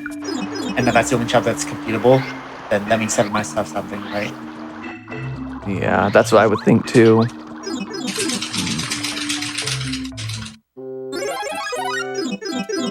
I always forget that you can actually power shock Lantern Ghost right here, because I usually use like Sleepy Boots or I use Dizzy Stomp to deal with this guy like all the time.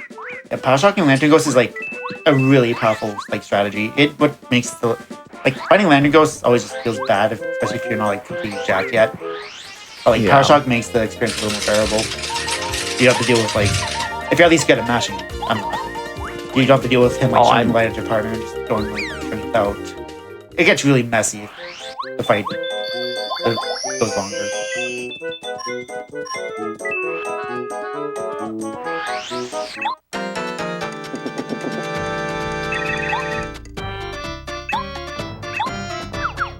Since we're about a little over an hour in, could we just like reiterate what's going on here? Like kind of like just refresh anyone who has just come in. Like what is going on with the randomizer race, what the community league is, the general rules and everything. Of course. Would you like me to go, Rigby? Oh, yeah. Sure. All right, so we're doing a randomizer here today. It's a Paper Mario randomizer. Basically, the runners are trying to find items to progress through and save the Star Spirits so that they can retrieve the Star Rod from Bowser that's in the sky. So we need to save 7 Star Spirits to be able to enter Chapter 8, or rather Bowser's Castle, and to save the Star Rod and Peach to end the game. But this is a race that is part of the Paper Mario Randomizer League. We are currently in Season 0 right now, and basically what it is a league where different players are separated in groups based on their average times. Whether it's in practice seeds or as seen on their own respective Twitch channels. So JCog and Phantom are part of Group 1, which is the highest up. And basically the style of it is a round robin. So all the players go against each other actually twice to earn points. And whoever has the most points by the end of the league will actually win the league. Now, keep in mind, this is Season 0, so it is a test season right now. So we're just trying to, get the kinks out. We're trying to see what works, what doesn't, what we need to change in the future, all that sorts of stuff. So, but it's been really fun so far. The league officially started on February 1st and will be ending on May 1st to ensure that everybody gets their races in. Now, if I am correct, Rigby, I think there might be 1 extra race in each group. I don't know how that works exactly, though. Every player plays, like, their group twice. So for a total, like, 8 matches throughout the season. I think if it's, like, the highest 2, though, or the 2 with the highest points, do they face off at all? I don't remember. I remember seeing some weird rule at the end of the... I think they're talking potentially, I guess the end of season tournament. Okay, that might be what it is. Something would go on. It's something like that. I would have to recheck on that one. Yeah, I don't remember either. That's all. It's like, is that actually a thing? But yeah, so basically that's what we're doing here. However, it has been really nice. They kind of released the Paper Mario Randomizer in the state sometime. I think it was last year in like February or March, somewhere around Yeah, it there. was like last. I think the Alpha Siege, whatever, last February, and I think the full release was like March or something, April. I don't know, it's been about a year. Yeah. And I knew that, especially like I Ate Your Pie, and I think a couple other people were showcasing it because they wanted to kind of show it off. And honestly, a lot of people have been falling in love with this game all over again. Like it's so cool to see because I love this game to death. I stopped running glitches to just run rando all the time. Yeah, it's I got 10 basic glitches. I'm like, okay, I'm out. I'm just gonna be a rando streamer now. this game is so much fun as rando because there are just, as you all are seeing, there are just so many strategies that can be implemented. There's different ways to do things, whether they're using different items or different badges. I mean, generally these two know what they're doing alongside with Rigby because, you know, Rigby's also a very good player as well. But, you know, there are a lot of different strategies that you can use. I mean, whether it's you want to do attack power-ups, or whether you want to use defense, or if you want to use, you know, different badges with your hammer. I mean, there's a whole bunch of stuff you could do. Or even the way you enter battle. Like, there's a badge called Dizzy Attack, where if you're spinning, when you hit an enemy, they're dizzy once you start the battle. And it's really cool to kind of see what everybody's mindset is in this randomizer. Like, I don't know, it's really exciting to see. That's what I like about this randomizer. Like, I haven't been around many randomized communities, but like for this one, combat's like a big part of it because just the way it's set up with badges and all that. So like your strategy for fights may not be always the same. Like sure, in most cases you'll end up with Danger Mario, but like they got Danger Mario kind of early in the seed. Not all seeds are like that. Sometimes you get Danger Mario later, so you have to like think more outside the box for like harder chapters without like being completely jacked with badges. And generally, if you want to do fast seeds, I'm going to tell you this, if you're just starting out, don't worry about it. Honestly, learn the game first, get acquainted with it, you know, say hi, wave to it, give it a handshake, and, you know, start playing the game because there's a lot to learn in this game. Like, when I first started doing randos, it took me like 5 or 6 hours to complete, and now we're down to like at least 3.5 hours, if not, you know, lower than that. So there's a lot to learn, especially within a year. But yeah, I mean, this is an awesome randomizer. Like, if anybody wants to get in it, seriously, join the Paper Mario Randomizer Discord. Everybody is willing to help. The developers are very nice. I mean, it's amazing. It's absolutely amazing. But yeah, so Phantom does have Danger Mario right now and is fighting Anti-Guy. So we'll actually see, because, I mean, Anti-Guy is now in Logic because the cookbook is now available, the lemon, the frying pan, and the cake mix. So making the lemon candies in Logic, making Anti-Guy in Logic. So we'll see if Anti-Guy does have something, because if I am correct, I think JCog skipped this. So if JCog skipped this, this could be a big turning point, like if it's a progression item. And the weird thing about Anti-Guy, not just a maple syrup. Sorry, Phantom. What was I going to say? Anti-Guy does not scale with the chapter difficulty in Chapter 4. Anti-Guy is always the same. Always 50 HP and either does an attack of 10 or 12. He will never scale with the rest of the chapter. Now, we do see that JCog is fighting General Guy right now. So General Guy has hordes of Shy Guys that come out in 3 waves, and then he'll fight himself in his machine. Well, one of the problems with the machine is it has defense on it, and can be very problematic if you do not have like power upgrades at all. So you gotta, when you come to this chapter, you really gotta think what you're gonna do if you do not have like any attack upgrades at all. He does have 2 attack. He throws a bomb and he shoots out his lightning strike. However, it is possible to take out his bulb by attacking it directly, so he can't do lightning attacks anymore, which is what he's actually doing right now. Yeah, see, he took out the light bulb. So now the only thing that General Light can do is just the bomb. This is like where Phantom can make up a lot of time because Phantom has better like combat abilities now. So like JCog's been fighting Anti-Guy since like 1942. It's been going on for quite a while. Where Phantom would probably like 2-turn quite a bit just because like Phantom got Danger Mario, has power bounce, like pretty strong. So like, well, it looks like JCog's like quite a bit ahead. I think the lead's going to like diminish by quite a bit exiting Chapter 4. And I'd imagine we go check what Ralph has, because the badge up owner Ralph gets 3 new items for every chapter you beat up until you beat your 4th chapter. So that's the first thing you want to check out the beginning chapter, then they'll decide where to go next, which I think is probably chapter 7. Now that Ralph's key and fucking scarf opens up a whole lot of checks.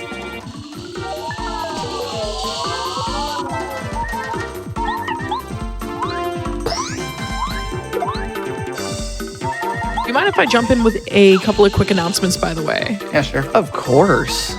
I just want to remind everyone that your subs, your Prime Gaming subs, your gift subs, and your bits cheered on the GDQ Twitch channel do help support GamesDoneQuick Hotfix. So if you do enjoy content like this, if you do enjoy Passion Project or Mercy Kill or anything else, do consider subscribing if you enjoy our daily speedrunning content. And also, I just want to also point out that GamesDoneQuick is hiring a full-time GDQ Hotfix manager. If you'd like to work on growing our weekly content year-round, as well as maybe you're more into the contracted role for safety coordinator at live events, check out GamesDoneQuick.com/jobs to apply to either or both positions. Feel free to apply if you're interested in either job, or share with anyone that you think may fit either role. Take a look at those, and maybe you want to work as the manager for GDQ Hotfix, or maybe you want to be at live events being a safety coordinator. That would be pretty awesome. So check that out.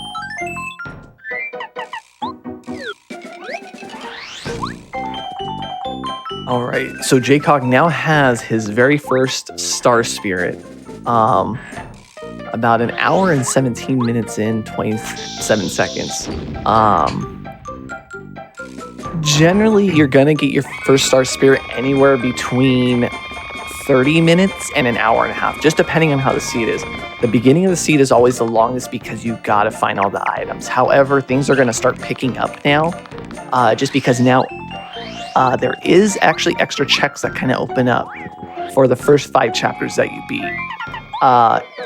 If y'all didn't see before, we handed over the calculator to Rolf. I don't know if JCog's done it yet, which he's probably going to go do it right now.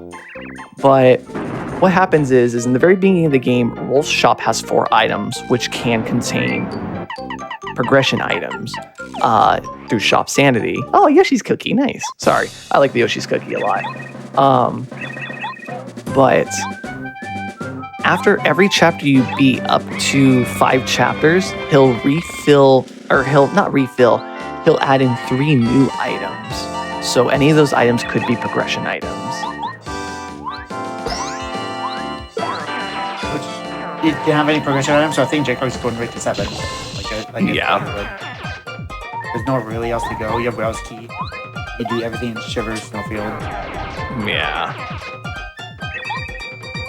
You can also do Winding Path, which JCog's doing right now. Now that you have Lackey, you can just ride the spikes, go to where the Ultra Boots chest is, and there's 3 checks there.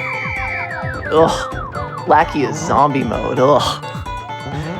That's like the only skin I really don't care for. I mean, if you like glow-in-the-dark Lackey, that's great, but... He looks sick. As in, actually just not feeling well. He looks like a zombie. And I just got the song stuck in my head. Wonderful. I don't know if you know the song by the I think it's the Cranberries, the Zombie. That one. Yeah, every time I think of zombies, I get that song stuck in my head. Thanks, Slacky. Thanks. So generally in that room too, there is the Ultra Boots, but you need the Ultra Hammer to be able to get down there. So, well, we might be coming back down there later. I don't really know if we will or not. It depends on the power output that we're going to be having at the end of the game, as well as if we want to waste time or not either. Like even, because watching JCog's Rando last night, he didn't get Ultra Hammer or Ultra Boots because they're not. To understand how this works, you need all the partners, all the main items, and at least Super Hammer and Super Boots to beat the game. Technically, not in all scenarios, you do not need Ultra Boots or Ultra Hammer. In some seeds you will. In some seeds you absolutely will. But not in all of them. Typically, so it really depends. Oh, go ahead. Chapter 2, you pretty much skip Ultra Hammer and Ultra Boots if you're feeling strong enough. Yeah, exactly that. A thing we haven't touched on, which compared to Vanilla Game, and it doesn't really part of the seed the way it turned out. But the upgrades for your boots and hammer are progressive. So the first boot or hammer chest you open will be super hammer or super boot, no matter what. So if you were to go to Volcano first and in vanilla game you get your ultra hammer from that, if that's your first chest you open, upgrade chest, it will be super hammer. And the blocks in Volcano will be super blocks to compensate. So you could beat 5. Commonly you beat 5 pretty early because of that. And just to let you know, we are trying our best to really like explain everything in this scene and explaining like the game. There's a lot of stuff, as you all can see. Yeah, there is like a lot of stuff going on. Between random and vanilla. Yeah, and we're trying to explain everything that we can, as well as explain what's going on in their seeds and what might be going through their mindset as well. So, but like I said, go try out the rando. You might like it. Seriously, I've watched a lot of randos, but this is definitely. Maybe I'm biased because it's one of my favorite games, but this is definitely one of the best randos. If you're paying attention to Phantom's stream, you'll kind of understand what I was talking about earlier about the whole Danger Mario power thing. Phantom made short work of that general guy fight, where JCog was there for quite a while. Like, pretty much, all JCog did was... JCog didn't fight Junior yet, right? So we just kind of gone to Shiver Mountain. That's it. Yeah. Where Phantom is going there now. So Phantom's actually not far behind at all. Like JCog just solved the murder.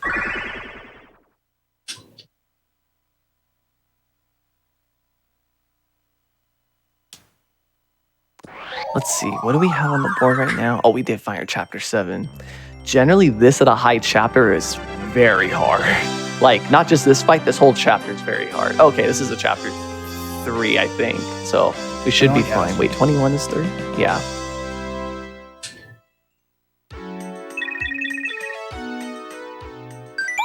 Yeah, so Junior Troopa is not going to be hard here. Yeah, see, like, it can't even damage him. Mario's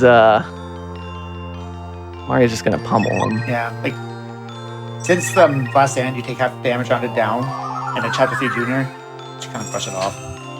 Yeah, exactly. And you have, like, stuff like Damage Dodge on that's even more damage mitigate. Like, almost no enemy can even hurt you. With exception of, like, some higher scaled bosses. I still think that Lava Piranha at Chapter 7 is still the hardest boss, no matter what. Like, even if you do have ice power, you still got to go through the first phase. Like, for that, it depends on your setup. Like, if you have to do it early, which is most CP do have to do 5 early, it's so hard. But, like, if Chapter 5 was 7 scaled now, and they went for it, it wouldn't be too bad because they have Power Rush. It'd be better with Mega Rush. Because you could easily minute Peril or Danger. One of the other problems is the timing on that battle. It's weird. It's very, very strange to me. I don't know what it is. I don't know if because Lava Piranha just like raised up or what, but the timing to do action commands in that battle is just weird compared to like every other boss. It's because like Mario jumps like kind of early and just kind of float in the air for a little while because the Lava Buds, their little flower friends, are kind of in front of them. Especially when what are they called? In phase 2, little things the buds shoot out. Oh, I forget what they're called too. I know what you're talking about though. The little like they almost look like not lit wicks, but like they are like little candles. Yeah, names of them, I forget. But yeah, when those are out, Mario jumps like incredibly early, so he's kind of like suspended in the air for a while. And especially if you go for quick jumps, you're probably not going to make that action.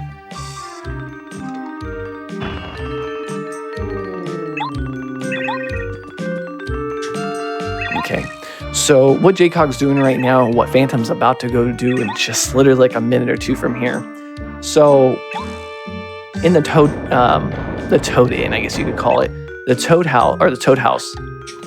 Basically at the very bottom, when you go to sleep there, the Toad leaves there's an item on the table. And generally it's an iced potato, but turns into a check for rando. Now, when you give those snowmen the scarf and their bucket back, when you go back to that Toad House, in the vanilla game, there are 4 mushrooms and 1 ultra shroom.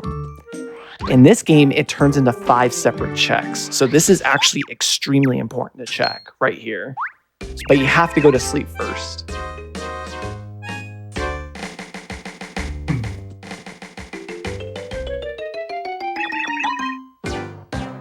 There's the blue magical seed.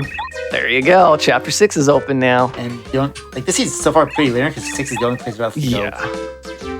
Yeah, it's literally telling us where to go. Like, there are some seeds where, like, 4 things are open at once. You're like, well, which way do I go, you know? But this one's really, really linear, honestly. The only way to make this it even hasn't a been little too more hard. less linear is, like, give us Blue Portrait right now. Give us another option. But no. Yeah.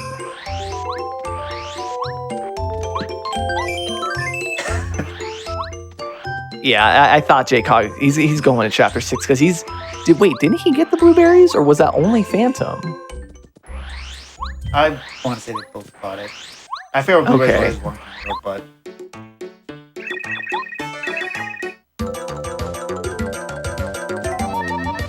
So one of the hard things about this randomizer, aside from coin management, can be item management because you can only hold up to 10 items at one time. Now, if you are playing the randomizer for the first time, you actually can put item pouches on where you can hold the 20 items, but I can't remember if you can set that from the beginning. I don't ever play with item pouches, so I don't ever pay attention to that. I usually do extreme seeds. I'm like more clear at those settings, but those you have item pouches on. It is kind of nice, but yeah, there's like too many items in your inventory at once. Sometimes you just have to like find stuff. Okay.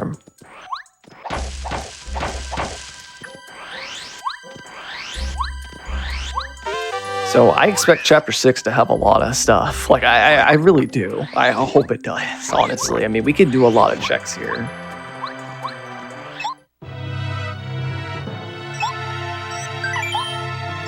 Now, what I'm hoping... No, he didn't do it. You know what? Ooh, Black Crazy Daisy. Well, there you go. There's your other blueberry. I think he was saving right there and gonna possibly just go through here because he was gonna save Scum. But that's the thing. I don't know how many blueberries he originally had. But now that it's in a replenishable spot, it doesn't matter anymore. Yeah, that was his first one. Ooh, FP plus. That's not bad. This is another... Oh, sorry. Go ahead. Oh, no, go ahead. Okay. This is like another thing that Rando added. Because like blueberries are typical items normally. In Rando, they made it to the first berry you get, red berry, yellow berry, and in blueberry's case too, become key items. So they don't take in an inventory slot. They don't have to worry about managing inventory around those berries for chapter 6 checks, which is a nice quality of life thing.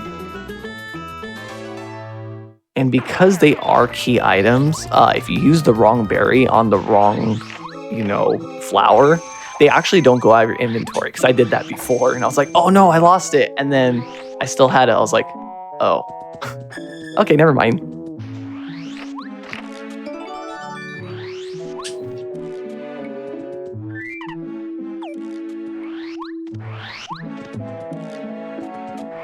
Generally, this is one of my favorite areas of the game.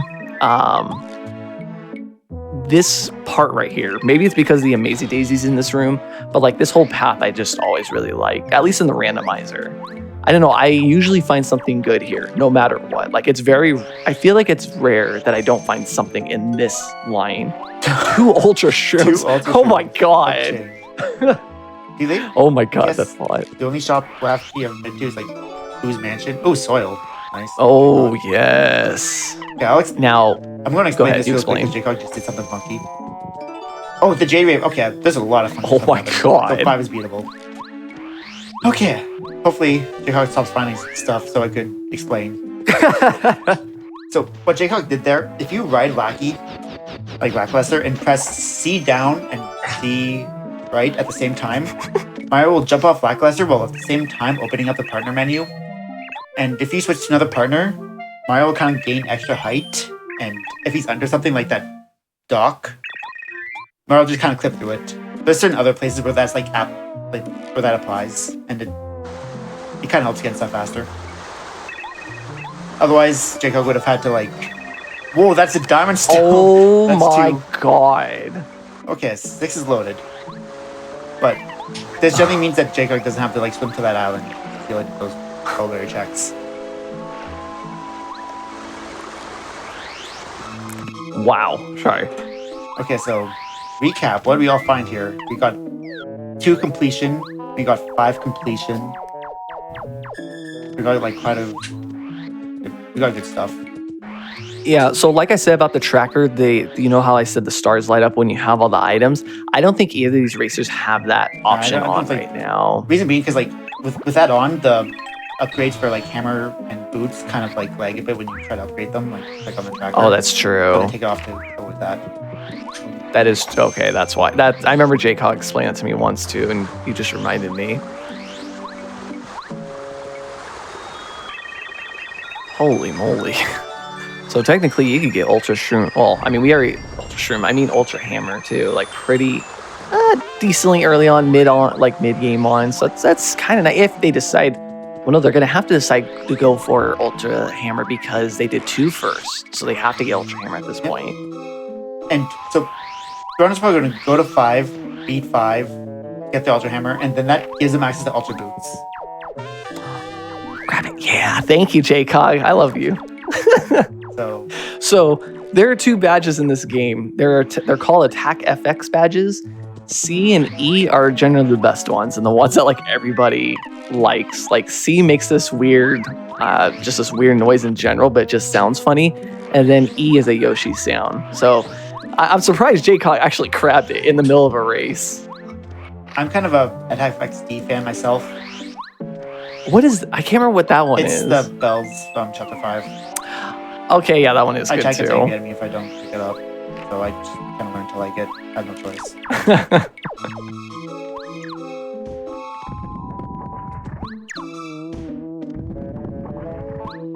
Oh my goodness. Oh, boot portrait here. Oh Okay. my goodness gracious. Oh. Wow. All right then. Yeah, this place is absolutely. You know what? Something might actually be behind Crystal Berry. Honestly, I doubt it at this point. But I mean, this place is loaded. But I'm gonna be fair. I did have a seed once where I had nothing open for 2.5 hours and couldn't figure out what was going on. The whole seed opened when I went to Chapter 4. I'm not joking. Like, 6 of the star speeds became beatable, and I got Bombette in the toy box. And then Rip Cheeto gave the final item. And I was like, this is ridiculous. I never finished that seed, by the way, but I just thought it was funny. Yeah, So I was like, I'm not doing this anymore. even though we found so many things, the seed is still like kind of on a linear path because these runners already did Yeah. all 2 checks, like all of the checks in ruins, so they don't have like obligation to go back there unless they want to beat it. Or are there more Ralph like bad shop checks or just for when they're go mode ready to beat the game? So 5 is probably the play next. Yeah, I would go to 5 if I were them, to be honest, too. Because the thing is one thing that's in the back of my mind is the Ruins key that's in the bad shop. And I've had that happen before where the Ruins key has been there and there was a progression item, like behind the 4th key. And I was like, yeah, probably a good idea that I got this. So it's just like, the Ruins are hard because technically to do all the checks in there, you need all the Ruins keys, but you technically don't need all of them to beat the chapter. And when there's progression behind the 4th key, it's kind of like, it can get kind of scary. It can make you kind of nervous, especially if you're in a race setting like this. Also, with like for ruins, even though you can beat the chapter with 3 ruins keys, the logic requires you to have 4. So if you've done all the it ruins checks at does. this point, you just like hold off ruins until you find the 4th key, so you can do the last check, but that's required. So you don't like accidentally miss something. Have to backtrack there later. That I did not know. Okay, that's interesting. I'll keep that in mind next time. It's because like the way logic works, like for puzzles, like I mentioned Machine Known Dictionary earlier, that's to solve like the block puzzle. Like you can just do it every time if you know it. But like the game kind of expects you to do the steps to actually learn that puzzle solution before going there. And it's the same with ruins. The puzzle of which order to place the stones happens in the room after you put in the 4th key. So they expect you to have the 4th key, use it, and just learn the solution to the puzzle before completing it. Oh, I'm gonna have to keep that in mind next time.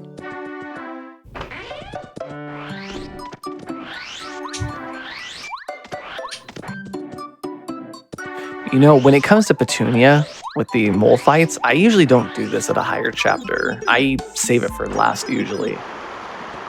Because, you know, they take a while depending on what setups you have, so I think the setup it's just is kind of... Phantom is strong, has power kick Yeah. and power bomb. Like that's all you really need to like one turn these moles usually. And plus like Phantoms is good. Sorry. Phantom just kind of like first struck the first mole, does like 6, and then like jump times 1 the second mole or something, put 6 and then power bomb. So like you can just like one turn these mole fights very quickly. And high skill like this is still good experience, right? Dip more into Yeah. speed, I think you want. Which, Oh yeah, it is vanilla settings.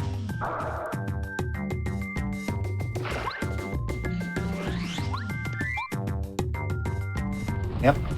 And on JCog side, we do have the forces aspects is Mailbag, Halad, Cooper. And actually, JCog has all the partners now, so that's not a worry anymore. Oh, that's the fourth one we keep talking about. So being 2 isn't logic now. Okay. Oh, that's right. JCog bought the other key. That's right. I forgot about that.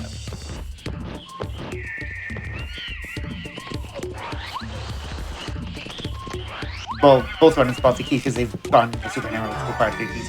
Magical B? Oh. Very close. Yeah, this is very, very close now. We're missing like 2 fortress keys, And 1 tub above a key. That's it. double bowler key, and Starstone. Oh, and the Starstone. That's right. I forgot about the Starstone. For some reason, I thought that was already... They already had that too, but it was the red key that he found.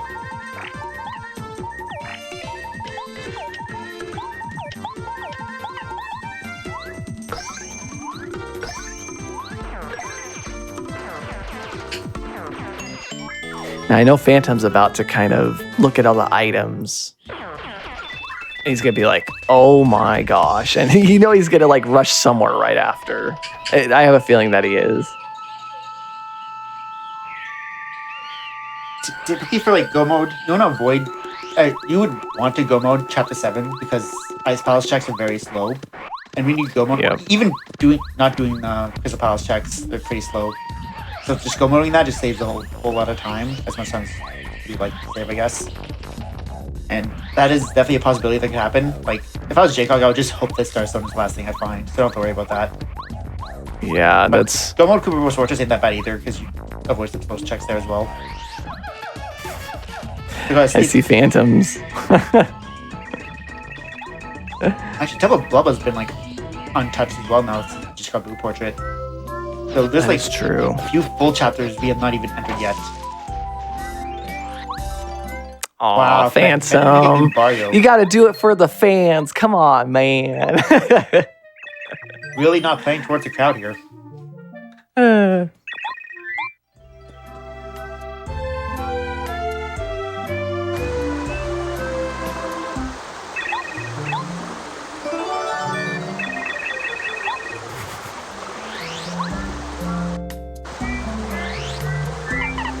Oh, man. I'm kind of curious. I have a feeling that Chapter 5 is not going to have a whole lot, if anything, at this point. I mean, it might have like a single fortress key, but that's all I'm kind of expecting here with how much is open now. With 3 and 1, just finally the seed's starting to be a little less linear. Like 3 and 1 just open. It's kind of like a 50-50 where you go, right? Especially if you don't find any of the last keys in the volcano. You'd have to make a choice of where you want to go next and hope it's the right one.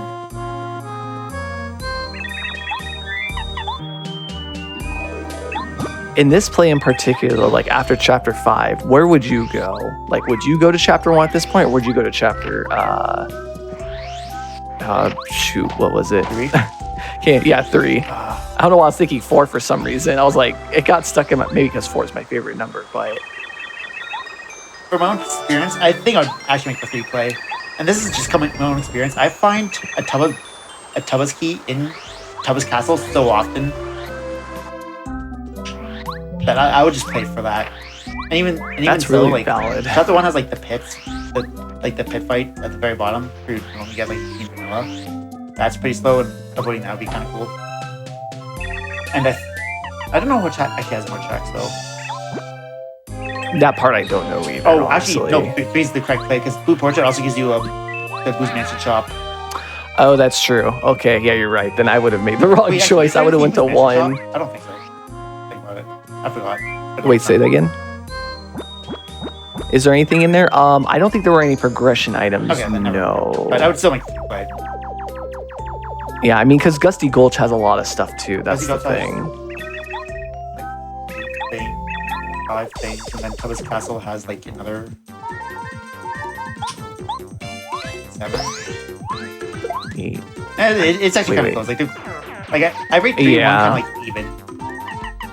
The thing is, though, is 3 is generally faster Yeah. due to, you know, not having all the required fights that you have to do.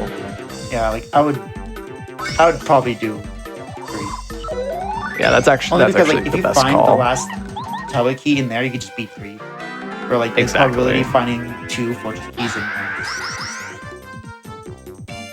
See, and I love Phantom. Phantom actually taught me this trick is using spook strats, especially if you have bow early on. You may not level up as much, but you will get through the seed a lot faster. So it's ooh, okay, fortress key. It is. I actually called that, by the way. I said there's probably going to be a fortress key in here. But Boost yeah, drop, using boost actually. drop. Yeah, I mean that could be What? important. So then I think Yeah. of course one free just for that just in case. Because you can hand a Cooper Shell Yeah. on your way to chapter 1. So routing wise, that actually makes a lot of sense. Yeah.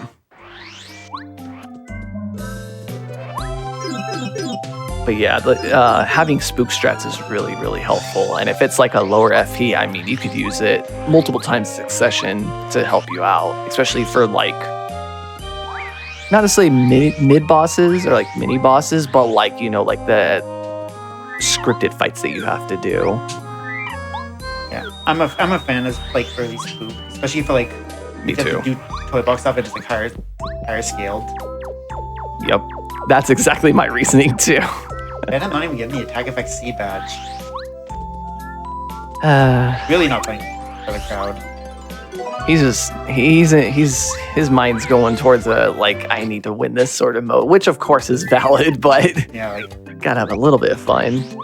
but now that like JCog is 1 key away from B1 and 1 key away from 3, this is literally like the toss up. So this is where Yeah. the C can get like less linear. Now, what JCog did right there is called Flare Carry. I think it's called Flare Carry, right? Or sorry, no, Flare. I always forget the names of all the tricks. I just know how to do them. Basically, there's a room right there where you have to push the block and you have to break all the blocks and make this big old spike ball come. Oh my gosh, there's the Starstone too. Okay, Uh, now. Now, okay, this is a very interesting choice to make. Because as I mentioned, 7 checks are slow, and the probability of like the potential of go moding through Crystal Palace is there. But that's a chapter you could beat, the slow chapter, mind you, that you could beat, versus 2 less slow chapters you can't beat that has a lot of checks still. So I want to see where JCog goes. Ralph could just have like another key as well, and just say, here, go to this chapter instead. Oh man, yeah, I'm really curious. I'm really excited to see what JCog's going to Yeah. choose next. Now, I would like for him to go to 7 because there's a very particular scene in there that if he does do, I can. It's one of my favorite scenes. But if he doesn't, that's okay too. Yeah, and as was alluded to in chat, the last keys for both Fortress and Tubba's Castle did not hold checks at all. So, like, Logic could place them anywhere because they're not required to find other things, right? They could just be anywhere. I think both runners did a pretty good job of actually doing every check so far that they had access to. So, it's basically nowhere they skipped. They've been pretty thorough. Yeah. So these last keys are either in 7, in their respective chapters, or in each other's chapters. Which can happen. And that's always the terrible thing. So this is where, like, if Phantom makes the better, like, coin flip than JCog, you could just come back from this. So this is kind of the turning point right here. Like, yeah, Phantom could easily gain the lead after this. And yeah, it like Rigby said, it just depends where the items actually are because at this point we don't know. This is where the toss-up is. Like this is where, I mean, honestly, this is basically where RNG is going to come into play. It's just, you got to choose the right chapter. You play spin the wheel and hope that it lands on the right number. All right, the last key in Fortress had 2 checks. It's the third key that adds nothing, in theory.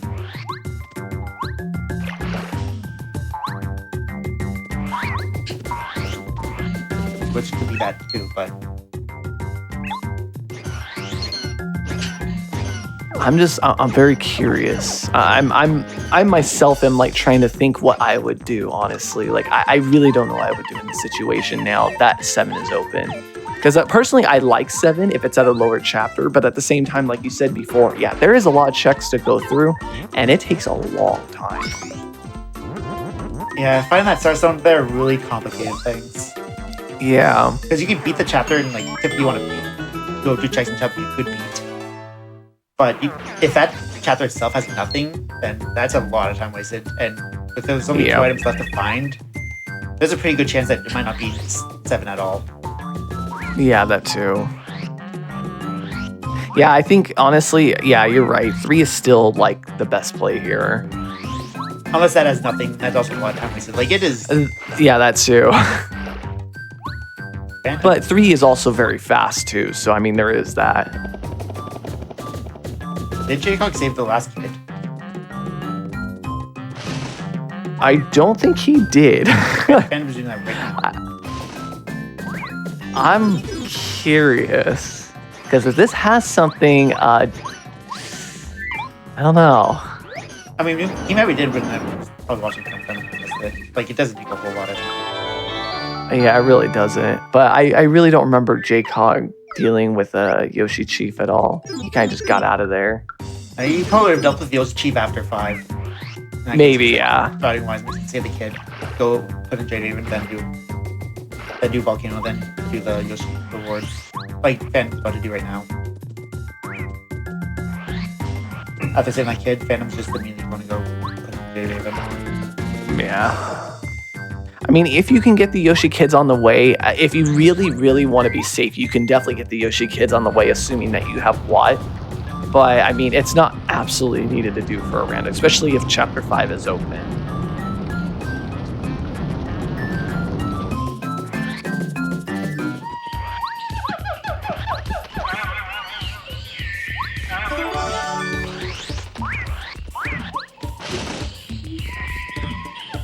There's also, like, another play that JCog could potentially make is beat Chapter 2. Just because, like, Ralph gives more checks up to 4 chapters beaten. So you could just kind of fish for another chapter to beat. Same with 6. You could beat those chapters and see if Ralph has those keys before committing to a choice.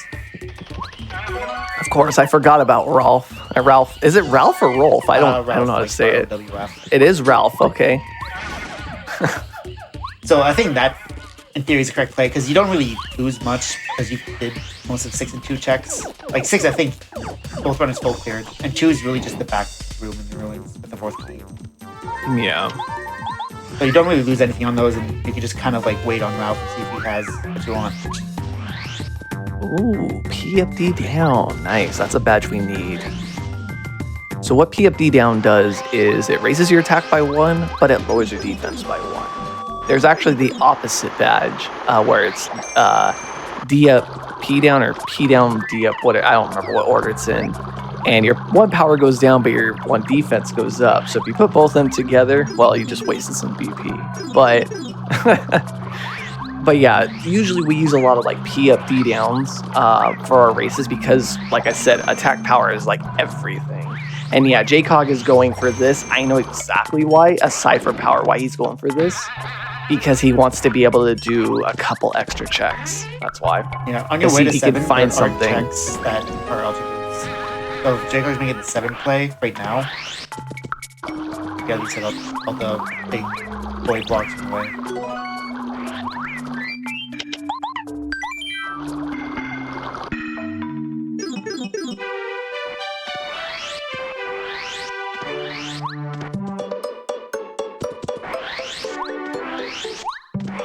Yeah, I don't think JCog's because I didn't see any volcano base or anything. I don't think so either. Unless he did like really fast on like every half a second when he glanced away.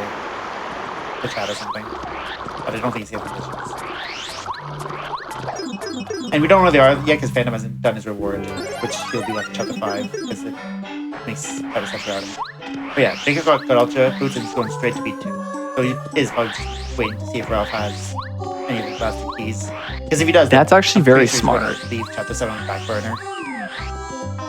That's actually a really, really smart play because, first of all, it's much faster. But second of all, you know, it's so that you don't have to check not only just chapter 7, but also chapter 1 or 3 as well. So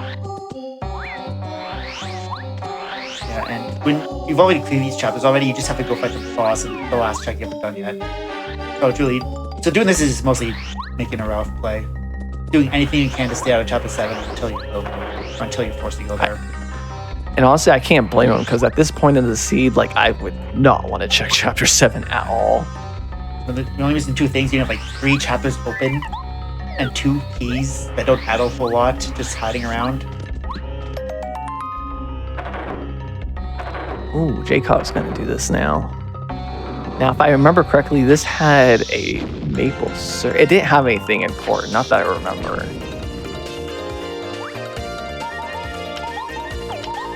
All right, Phantom gets the skip too, or like the... So basically, if you go fast enough right there, because of Colorado's text, it allows this platform to move on a universal cycle when you enter the room. So if you go really fast to the text and you're able to jump across the platforms very fast, you can actually reach that platform right there. Now, of course, if he misses it or he like falls in the lava beforehand, you can just use Lackey and get across the lava. Because for those that don't know, Lackey can actually go across the lava. And getting that cycle, by the way, is really hard on English. So having both on kind of like get it for what looks really easy is really impressive. Yeah, it's hard. I failed it quite a bit. But it's much easier in like the Japanese version, but English it is very difficult.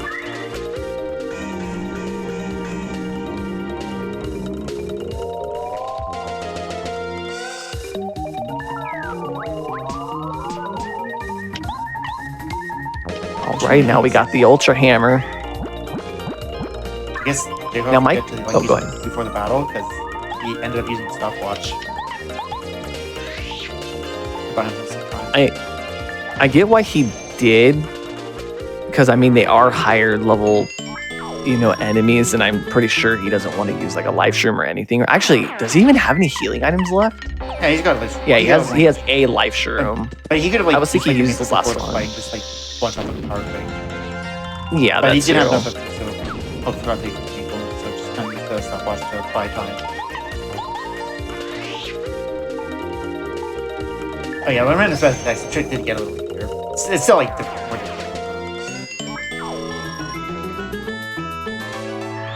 Now, unfortunately, for those that want to play on the Japanese version of this game, the randomizer is not built for the Japanese version, only for the English version.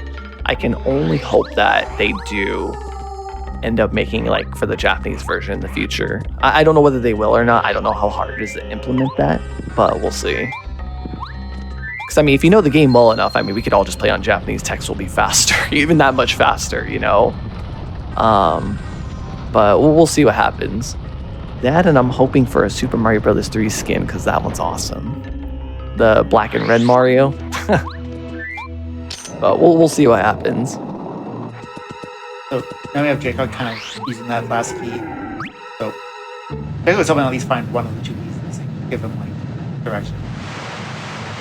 Regardless what key you find, I would still beat 6 first and see if I would have the other one. So I think 2 and 6 is the play no matter what he finds here. Yeah, I mean, they're absolutely the fastest, and you know, everything's pretty much done in both those chapters. Okay, so yeah, nothing was there.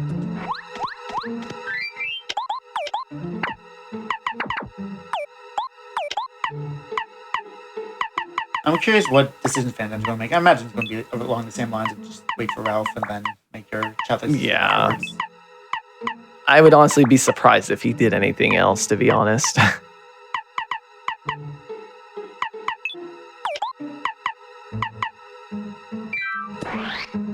They should also, oh dear. Sorry, just read something right now. Let's see, this is chapter 7 to Tankupa. Oh, this one, although I said the first 3 chapters are pretty easy, no matter what scale they are, if you don't have the right setup, this one is the one that scares me the most. But considering The heart, I don't care about. Oh, go ahead. No, you finish. I'll just say the heart I don't care about for Tubba Blubba. The Koopa Brothers I don't care about. It's this one that scares me, and it's specifically for Chompy alone. I can't tell you how many times I accidentally attacked Chompy, and it just ruined everything, and I end up using like a life stream or two. I'm like, no, that's not what I meant to do. But like for this instance, like we're late enough in the seed. We have good boot upgrades. Like JCog got those boots. We have Danger Mario set going. Power Badge is on. This is like will be a very fast fight regardless. So fights from this point on will be pretty tricky. Yeah.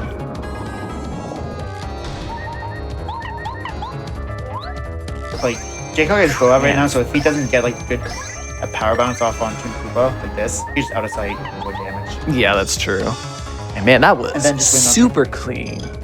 That was very clean by Phantom. Oh my goodness, that was a very clean Lava Piranha fight. Chatthorn Lava Piranha is like actually a joke.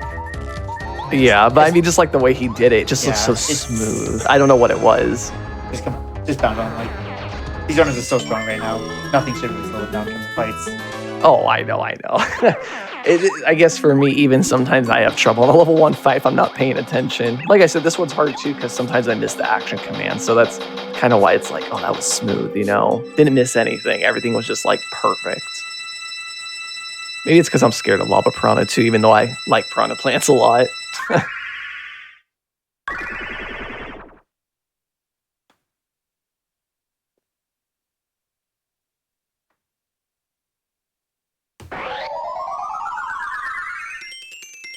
But yeah, for those that are interested, and I said this earlier too, but of course there's people coming in and out. So, but there is actually a randomizer page where you can check all of the settings for this game. I mean, there's a lot of different settings. You can have enemies do double damage or quadruple damage. You can even have one-hit KO mode on, which I have yet to try. No, I tried it once. It was hard. And then, you know, you can chase the cosmetics of everybody. You can even start this seed without a hammer, without boots, or without both. And you're probably wondering, well, what do I do then? You gotta depend on your partner for a little while before you find either of the items. Having to jump up ledges with paracarry is just so cursed, but so brilliant. I know. It feels like degrading doing it because you just sit there for like 20 seconds getting up this easy set of stairs. Just wait for paracarry to lift you up.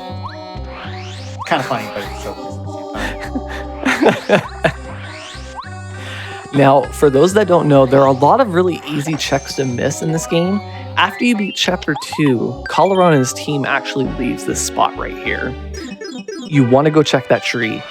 I don't remember exactly what's... I think the... No, it's not the artifact. I forget what's actually in that tree in vanilla. Star piece, but it is... Oh, it is a star piece. Okay, never mind. I guess I would have been right. But you always want to check that spot if you're not in go mode yet, because it can have a progression item. So that's one of those spots you need to check. That made me up JCog in 6, so JCog is making an outplay. And there's also one check after you plant in Magical Bean up in the clouds. So that's true too. Taking all the quick checks left out of the equation before having to decide to commit to 7 or one of the uncompleted chapters.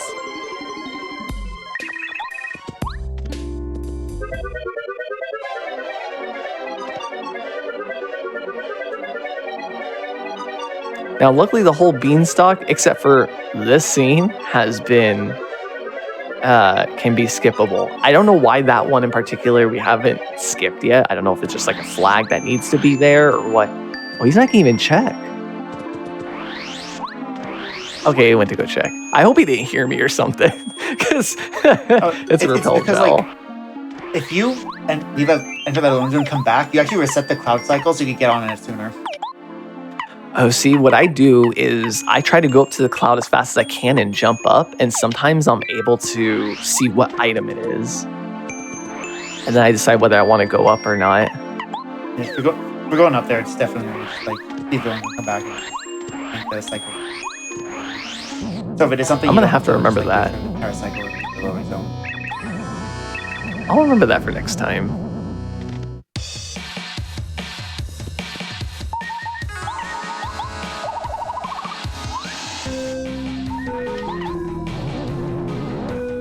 All right, so basically the strategy that JCog is going to be using here is he's going to be using Supercharge to constantly up his attack power on his boots.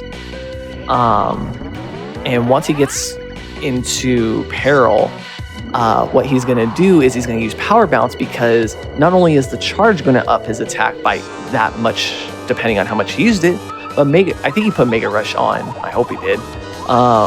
He will also have an extra 4 attack power already, added onto his base attack, plus what the badges give him. So it's an insane amount of damage. You're about to see it like right now. It's going to be an insane amount of damage. He's going for it again. Well, this is Vanilla 6, so Huff and Puff does have a lot of HP.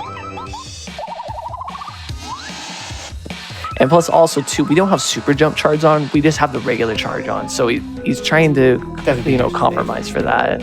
Yeah. I think this might be... Or not compromise. He is strong, like, in terms of, like, power crush and all that. Yeah, that's really strong. The bounce starts at 60. He's going forever. Goodness gracious. Definitely a safe fight. Yeah, I mean, honestly, and that's the thing too about randomizers. If you want to take the safe way, I'd say do it, honestly. Take the safe fight. Take the safe way. I do that most of the time, because it's just, if you do mess up and you die, that's, you end up losing time. So it's like, I'd rather just take this safe and maybe waste like 20 seconds as, compared to like a few minutes. So. How much FP is Super Jump Charge anyways? Like, they bought it for 30 coins at the very start of the seed.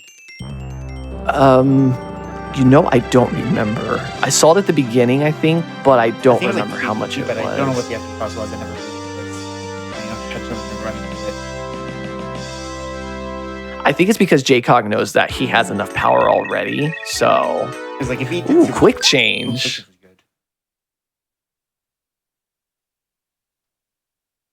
So for those that don't know what quick change is, when you normally change your partners in battle, it wastes a turn, or it wastes one of the player's turns, whether it's you're switching on Mario the partner. But if you have quick change, you can switch your partners as much as you want without wasting a turn.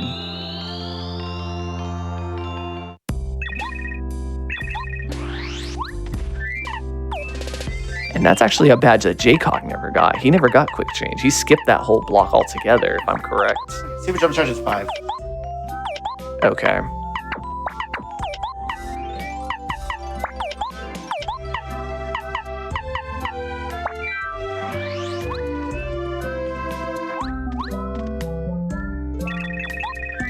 I only use quick change for final, and that's only if I'm feeling fine on. I'm a feeling fine final Bowser fan. Someone else. Really? Yeah. It's to like guarantee peril. That's understandable, but wow, I never really thought of using that there. I'm gonna have to see this for myself. Like generally, like if you're in danger, Mario, like blocking Bowser's fire puts you in peril, unblocking Claw puts you in peril, but if feeling fine don't get poisoned. And unblocking Boss Up puts you in peril, but it risks him taking one of your jump attack. Put you one for power bombing. What I do in since feeling fine also kind of limits your repel gel use, I use quick change bow instead for my repel gel. And just bounce off. That's a really cool strat, actually. I like that. I might try to implement that later. I've never tried that before. If you're scared about like Button taking away your boots, you can just block it and hope it doesn't heal if you bounce enough. But it's guaranteed peril, at least. That is a good strat. I like that a lot, actually. I might try that next time.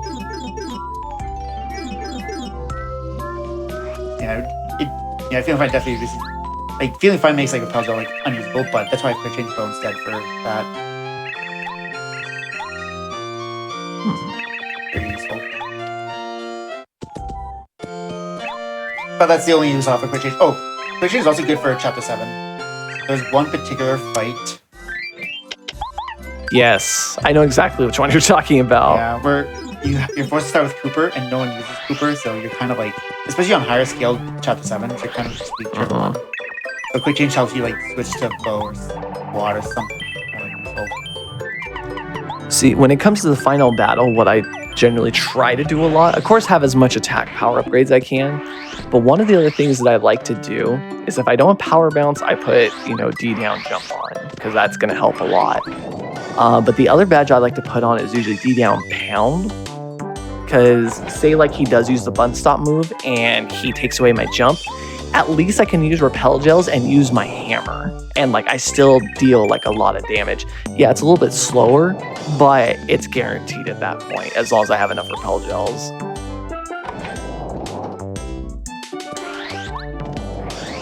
Yeah, sorry, JCog. There's no. Okay, now this I mean, this is where it gets interesting. So is he gonna check chapter 7? I kind of hope he does. It's a chapter. You shouldn't, but I'm kind of hoping he does. Like I said, there's one part in there that I really like, and I want to say it when we get to it.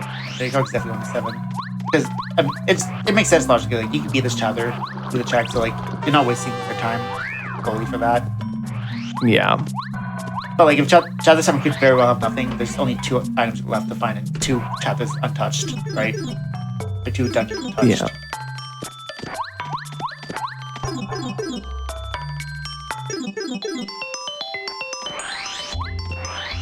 So this could pay off for JCog, or doing Crystal Palace and having nothing in it just feels bad because you could go over that chapter potentially.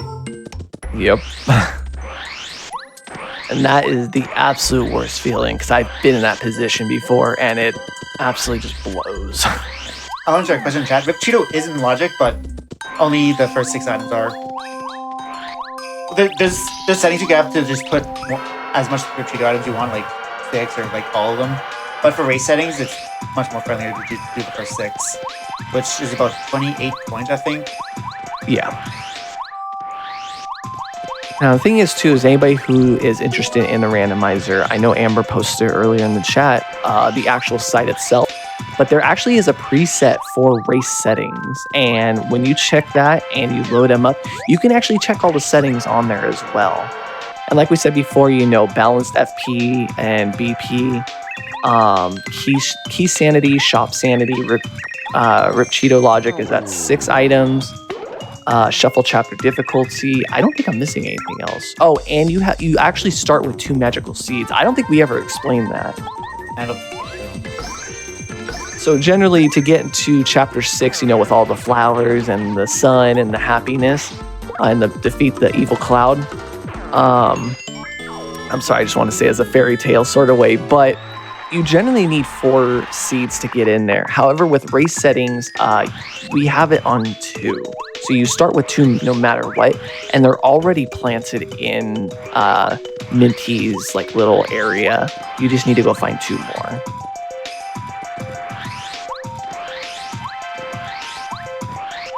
All right, let's see if the Starstone check is actually holding anything, or where you would find the Starstone.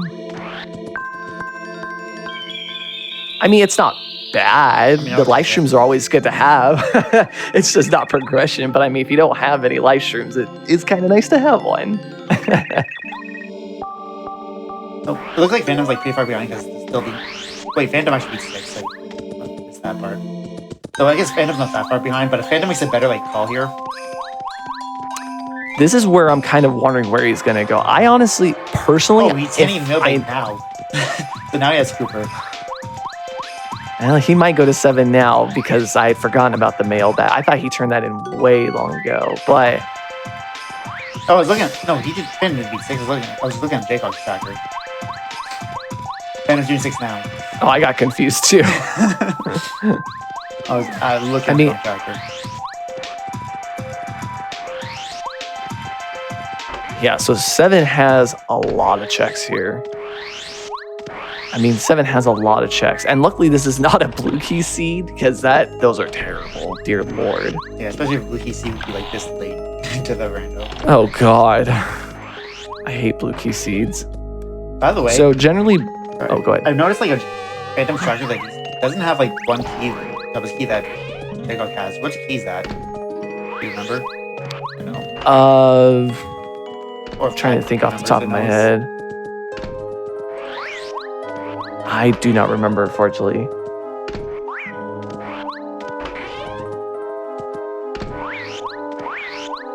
But JCog just got the E badge. You know, like when Kirby goes E. Mega Rush. Okay, yeah, he didn't have Mega Rush on earlier. That's what I thought. I was like, hold on, did he have Mega Rush yet or no? I was like, I don't think he found it. But then I was like, he's doing a lot of damage. Yeah, that explains the extra bounce with them. Because you didn't have the peril like stats. Which finding Mega Rush is good for the end game, because end game usually requires like peril. At least it's end game fights are built around peril usually. Especially when you're in danger. Yeah. Also, if you're wondering, they are doing the same seeds, but you can actually change the cosmetic of all the characters after the seed is made. But you'll still be playing the exact same seed, if anybody's wondering that. Which is actually kind of nice that they're showing this off, you know, like this feature off. Because honestly, this is something I love. Because I love customizing my own, but I generally like having like Classic Mario, Mario Maker, which you're both using, or like Fire Mario. Like I said, when Super Mario Bros. 3 Sprite comes out, oh, I'm going to be using that so much. I'm too lazy to do that, so I just take the seed as is.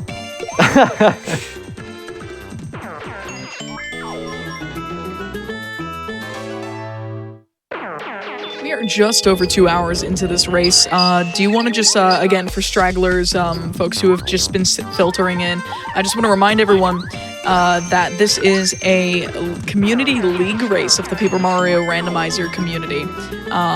And Jay and Rigby have been smashing it on commentary for this match versus Phantom and JCog.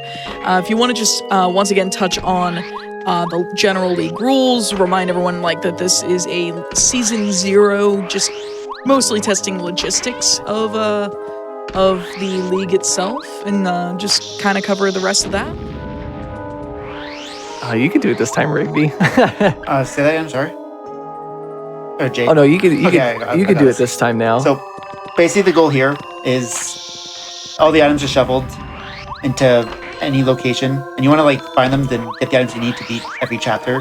And once you beat 7 Star Spirits, JCog's working on his 5th right now, and Phantom just finished 4th. They'll be able to go to chapter 8, which in this randomizer, Bowser's Castle is completely defeated, taken out, at least with these settings. So when they go to chapter 8, they just have to do the boss rush at the end, and that's it.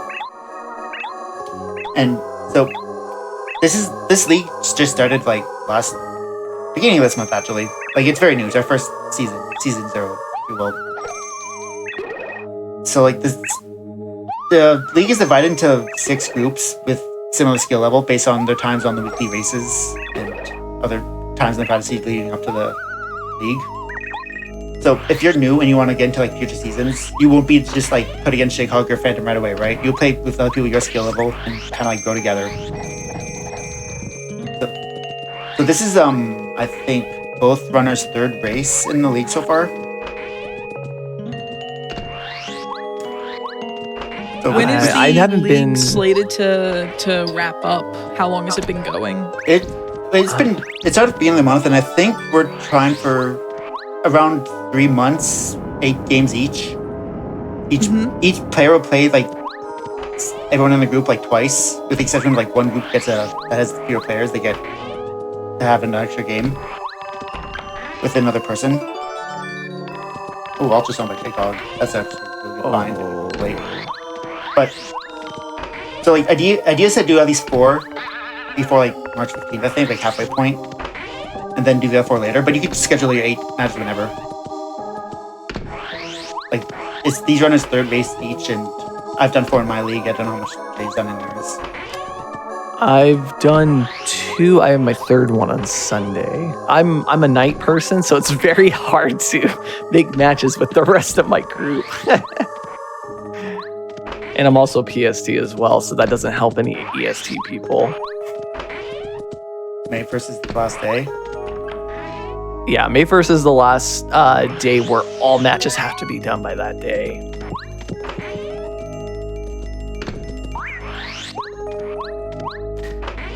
Now, there is a part here that JCog kind of skipped. I'm kind of hoping, well, he is going to go back to it.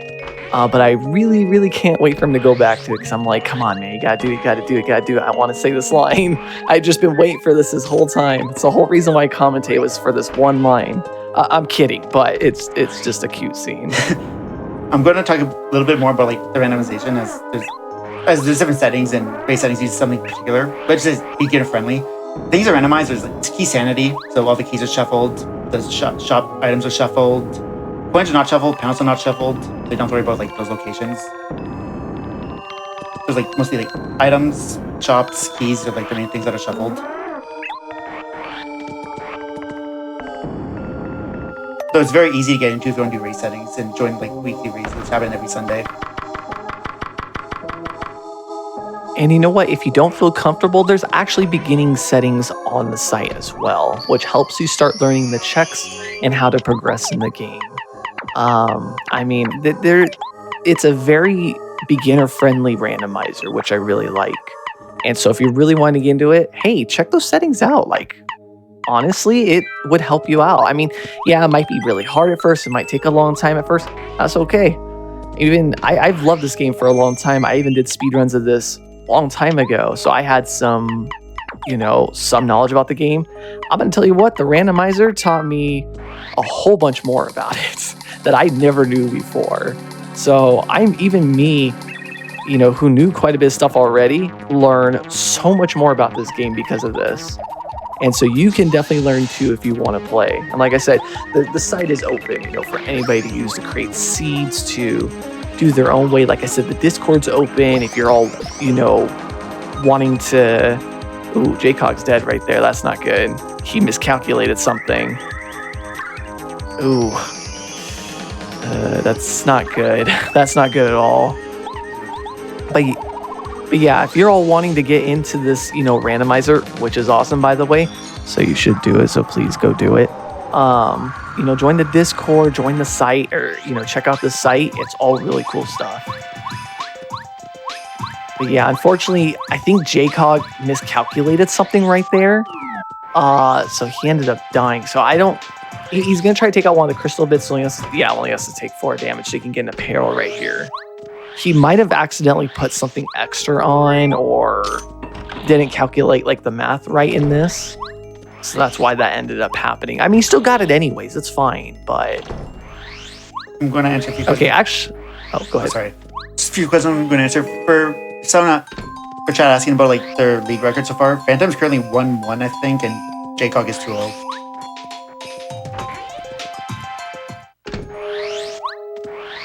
So we call that the edgy Crystal King, like Shadow the Hedgehog. Oh, out the edge.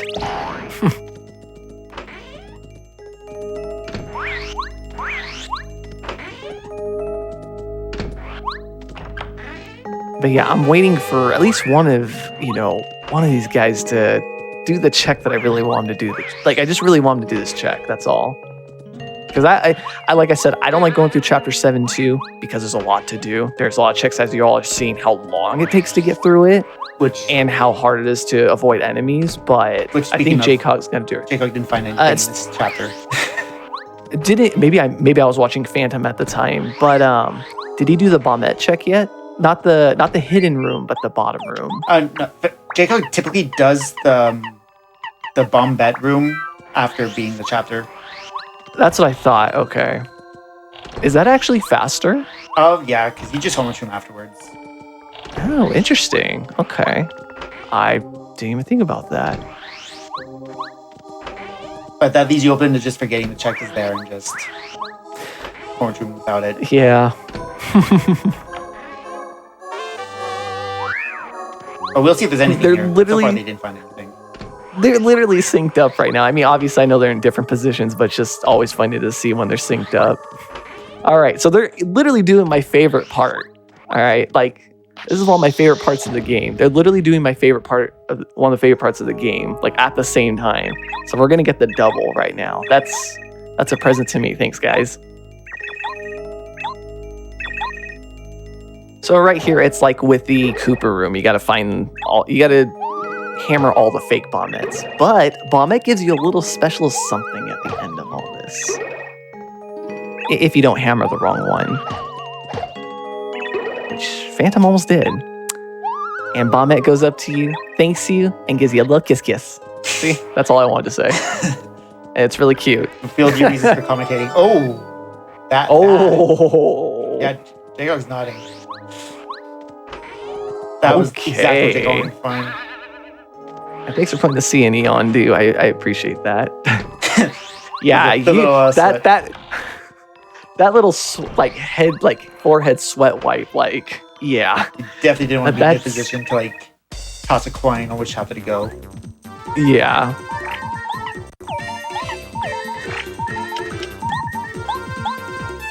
All right, but the only thing is Phantom still has to get through the rest of this area. But at least, Phantom also has kind of an idea of where to go after this as well. However, Phantom still hasn't found the third key, and for the love of God, I can't remember where the third one was. I never basically looked like Phantom like got it. So maybe he didn't mark it or wait. That didn't too. mark it or just forgot something. I mean, that's always a possibility as well.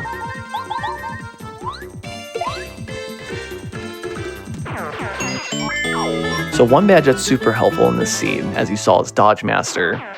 Now, in the description, it says makes action commands happen more frequently.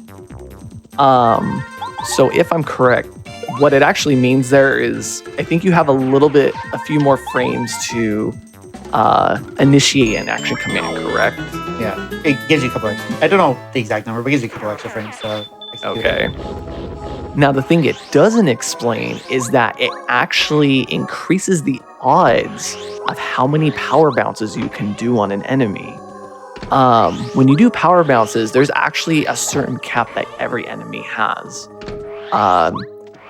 And you'll notice when it happens, because if you hit the action command right and Mario jumps upwards and back, that means you got capped.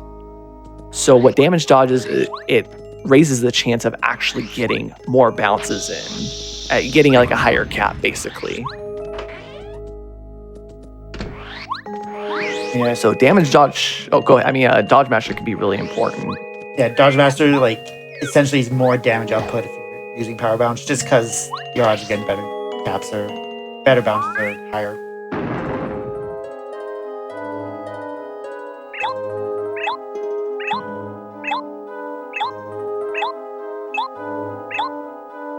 JCog's like in a pretty commanding spot right now because we're kind of treading back to linear territory here. Like, the way Phantom could potentially come back from this is going to chapter 1 first and finding the last key there, and then go moding chapter 3 and not having to do those checks. Yeah. I don't know what type of key he's missing, so that theoretically would be something he's doing. He's hopefully trying to find the key there. Yeah, I'm not exactly sure. And for me too, I've forgotten that I had a Tubba Blubba key like twice now. And I couldn't find it. Realized I had all 3 already. And I thought I only had 2. And I was like, okay.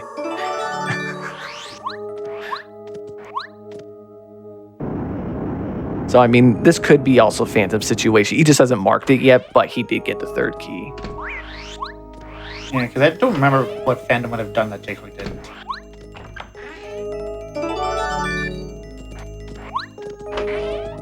Because I remember seeing both keys before that last one in the Crystal Palace, but I just don't remember where they are.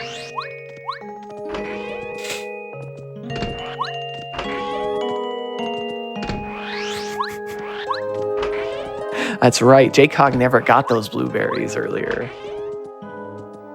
I did the Phantom check did. anyway, so I don't think anything else. Yeah.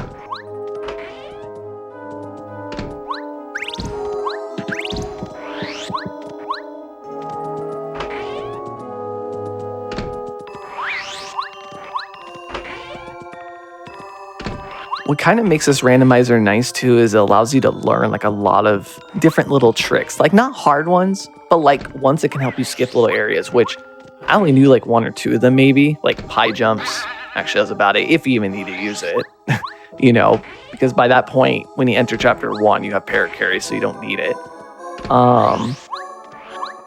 But I mean, there's other little clips and other little stuff, that that's just they're fun to do. They're satisfying, and doing it in a race setting like this is also very satisfying. Also, oh poor Stanley! Oh no, the Horvin! Oh, they ate him. I have no empathy for Stanley. He was in my way. Oh. How dare you?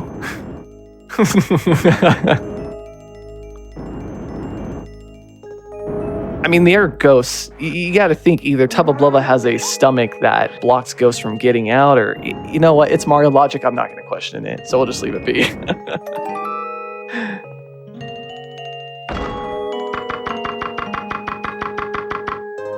All right, so the way JCog is doing the Tubba Blubba's mansion. So if you have all 3 keys, it's actually faster to go through this way first. And you'll see why. Because if you go to the left, you do go to the bottom rooms. However, there is a room where you can block a wooden panel. And there's a spring under. And so he's going to go ahead and break that and come back to it later when he has to circle around. You'll see the exact route right now.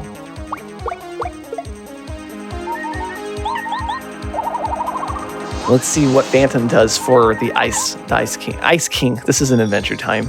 For the Crystal King. Ooh, I like the gold. I always love the red and gold because he's Santa Claus. So we call Crystal King Santa Claus here when he's wearing the red and gold. And that was easy fight. Ooh, Phantom played that smoothly. I like that. Yeah, I saved a bit of time over JCog who had to use the live stream there.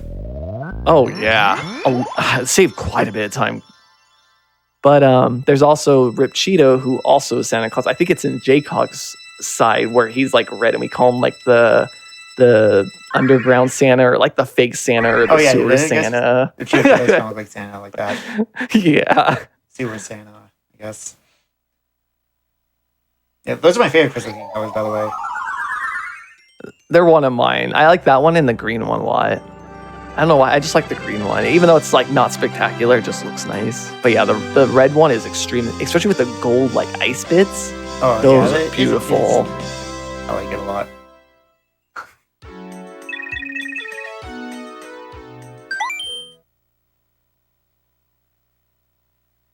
Who does he? Oh, that's right, because he got Ultra Stone late. That's right. That's right. I was like, wait, who does he need to upgrade? But yeah, now that we have Ultra Stone, now we can rank everybody up to their Ultra rank, which gives them a new move and actually ups their power too by 1. So it's kind of like getting Super and Ultra boots and the hammer respectively with Mario. Interesting. So, go ahead. Oh, sorry, no, you didn't want to cut you off. I was just going to say, we see what JCog is doing right now. If you pay attention, we could get right back up to the 2nd floor right here. Yeah, I was saying that it's interesting that JCog's choice for Ultra Rank is Paracarry as linked to the scene. Typically, oh god, the artifacts there. Oh no. Because typically, you want to upgrade Watt for Ultra Rank because Watt has this like property where she pretty much ignores defense, which is a very powerful tool, especially late game with Bowser, who has like defense. And in terms of Ultra blocks, that's probably the last one you'll see this year because there are none in Chapter 1. So JCog would have to go like out of his way for another Ultra block if he wants to upgrade Watt. He doesn't absolutely need to do it. Like there's seeds that you can do without Ultra Stone. It's just hard. It is very hard. But I guess it's probably faster. Like Shellshot's 1, right?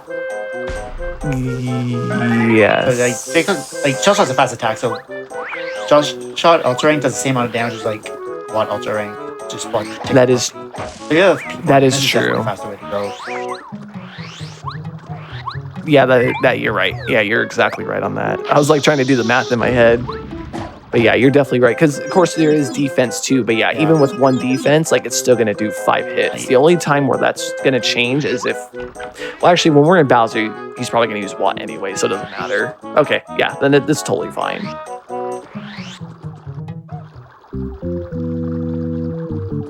Also, this is interesting. Like, Phantom's in Koopa Bros Fortress right now. And you can see that JCog didn't find the last key. I don't know where this other type of key that Phantom might have missed is, but if he finds like the first key here, then he'll put him in a spot. Yeah, I didn't know what I'm going to be real. When Chapter 1 has been last, I usually find the fortress key here, of all things. And that's happened like 2 or 3 times now. So there is a huge possibility that Phantom is going to find the fortress key here. Yeah, I can't think of anywhere else to do other than except for like the Yoshi saving, but we know that isn't anything. Yeah. So there's a little clip here you can actually do where you skip a lot of the chase scene, pretty much all the chase scene, and you just go on the other side of the bridge like that. And now you're back down over here. Ooh, repel gel. Now for me personally, I like to be safe, so I would definitely go get it, but most likely, if I didn't have any. For final Bowser, you don't need any more than 1 repel gel. So if they have, See, like, I always bring in like multiple, 3. I always bring in like 3 for safety, just in case something goes like AWOL. Or awry, rather, not AWOL.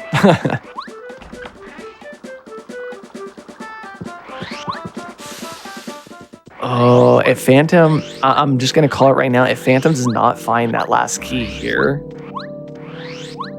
I don't know if he can catch up. I mean, it has to be. I can't think of anything else where it could be. Yeah. I mean, there's still 2 checks right now. There's the bomb it partner check, and then there's also the pit. And then there's the 2 after the last key. So there's 4. Well, that, Or no, you not have to have the 4th key for that. You need the last key. So yeah. There ain't any glitching going on in this scene. That does make no sense. Yeah, I don't think But that's so going to there's 2 checks happen. left. There's no way. All right, so we have the pit. There's no way to the pit, right? I mean, I've found a vanilla actually here before too, so it could be. I can't think Russell. Because JCog's, I know JCog's been like really fair and has done everything. Yeah, you know what? It has to be here. Wait, There's nothing else they can unless do. Cooper Shell. That too. That is true. They didn't. Neither of them turned it in because they don't have it. And it could be under artifact too. Oh yeah, it could be And under artifact, too. Phantom doesn't have that yet.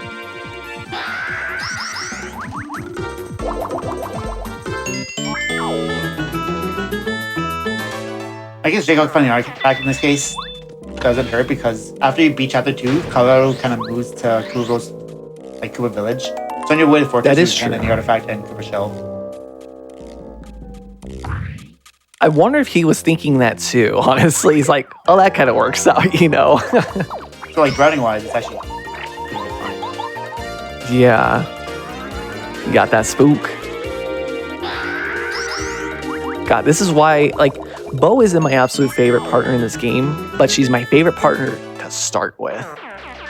For 2 reasons. One, to enter Chapter 4 early, and because if you can get to a power upgrade block, to get spook immediately. Like, that is my favorite start. Because, woo, you can move through fast.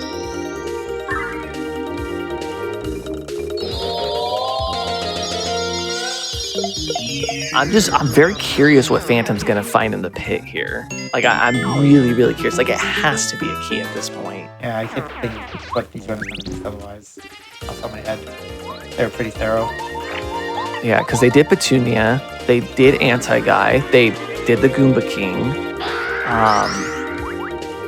they did all the Ultra Boots checks. They did all the Yoshi Kid stuff too. Yoshi Kid, Face, and the Yellow Yoshi. Yeah, so I can't really think of anything This else. is here. And there's nothing. It has to Guess be the at this vanilla. point. Because if it's not, I don't even know where it is. It is not. It's not. Oh yeah, I guess it could be. It could be the. Oh right, the Shell, artifact or artifact, yeah. Cooper Shell. So- Or the record.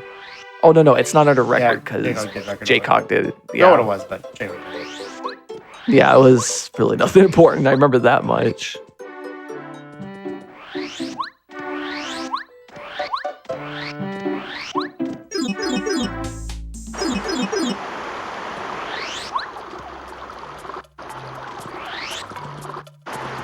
So yeah, it could be under one of these checks. So yeah, Phantom's gonna go check the record right now. What JCog is probably gonna do on the way to chapter 1 is check the artifacts. I mean, outside of that, I think pretty much JCog is about to enter go mode, honestly. Yeah, JCog's pretty close. I still can't even think what the Phantom and Desperate was, so maybe one of those forgot to mark it. You know what? They haven't found the lyrics yet either. I just realized that. Are we about to do like some sort of like chain side quest? That's what I was just thinking of right now. And I've seen that happen before, and it's not fun.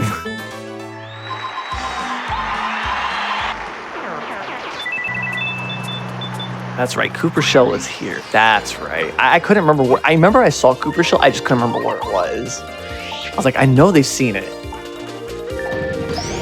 Now, the thing is, too, it's also possible to find items like the lyrics up in Starhaven, which you can only get to if you have all 7 star spirits. So that is also a possibility. Yeah, and in that Like, case, if you haven't found an item.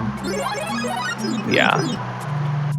Or even some badges, too, like that you really need, like a Power Rush, or like, you know, the PFD down could be up there, too. And it's terrible.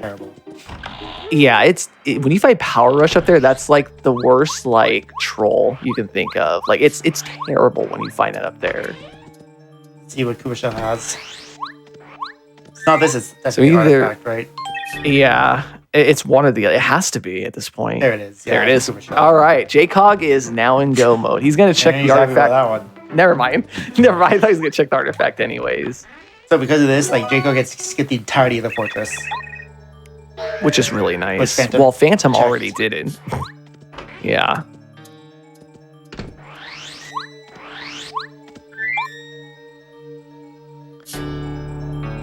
So I want to say one of Phantom's major mistakes was kind of near the beginning more, when he had where he didn't finish chapter 4, but he had also double dipped in what chapter was it now? And he didn't need to double dip there. I just can't remember what chapter it was now. Was it not rugged? I think it was, yeah. I guess the play was fun because like 7 have 3 things in logic, but I probably still wouldn't have played him for like no bit. Yeah. And the other things like wherever this public key that he does not have is because if he had it, I'm sure he would have made the 3 play as well before 1. Oh, yeah. Been on the same still would have been JCog, but still would have been like on the same path. And that's the thing I'm trying to wonder, like, where did he miss that 3rd Tubble Blubba key? I really cannot remember. And it's really bugging me. I might have to go back and watch it myself. Yeah. He just forgot to mark Oh, it. it was Mount Rugged. Okay.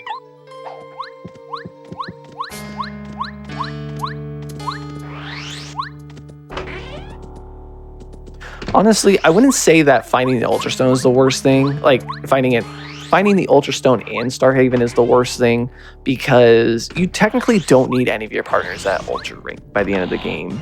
For me, it's last stand. I keep it on last stand. Last stand in Starhaven's pretty bad. Power Rush is honestly the biggest blow in the face in my case, because you either don't get it, and you either do your 10 or 15 HP, you know, not routes, but your setups, and you knew that you could have had this much earlier. Now, well, I mean, you couldn't have, but it's just like, well, either I could just go with 10 or 15 HP into Starhaven and just do Bowser the slow way, and possibly the harder way, or I can waste time and go all the way back down and do, you know, Chet Rippo and have to come all the way back up, you know?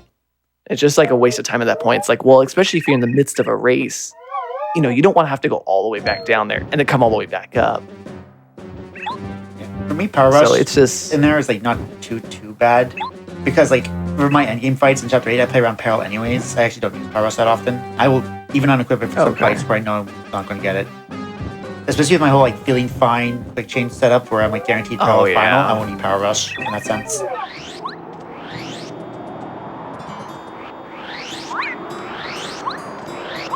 the thing is, one thing I would like to relearn is how to do glitchless strats again for Final Bowser, because I know that's pretty fun too. But you do enter the fight with 15 HP.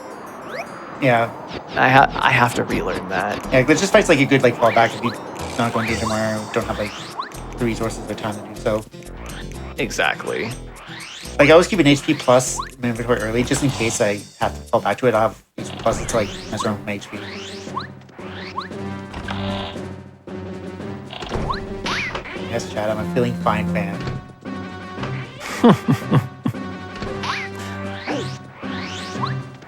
Yeah, so air raid, outside of, you know, enemies with defense, it is always a base attack of 6. Which is really nice, honestly. Like, if you're good at pressing buttons, because Sushi does have the tidal wave move, if you're really, really good with like being able to react to certain buttons fast, you might get like an 8 attack. But the only problem is that attack does take long. I get 5 if I'm lucky. I get so hard. Yeah, I always have a hard time with that attack.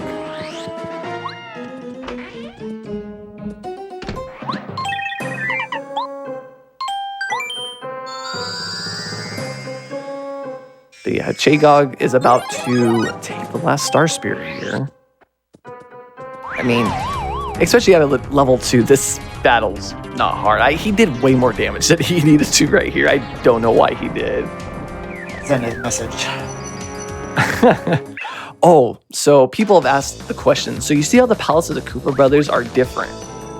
So a lot of the times you can see Koopa Brothers with the same, like 2 Koopa Brothers with the same palette.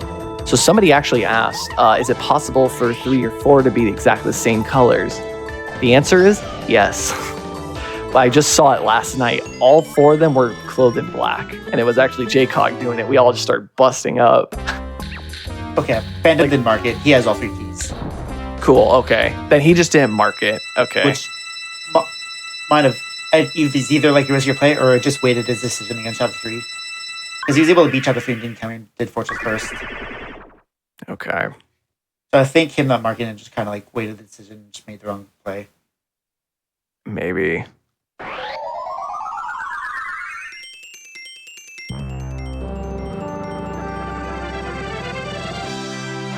All right, so JCog now has all 7 Star Spirits. So now JCog has access to get into Bowser's Castle. So to get to Bowser's Castle, you have to go to Star Haven. Excuse me. Now, what the race setting has is called a boss rush mode, which basically you skip all of Bowser's Castle. You don't have to do any of the prison sequence. You don't have to do the middle of his castle. You just go straight to the Dupligos fight, and it's all bosses right from there. Dupligos, Junior Troopa, Hallway Bowser, and Final Bowser.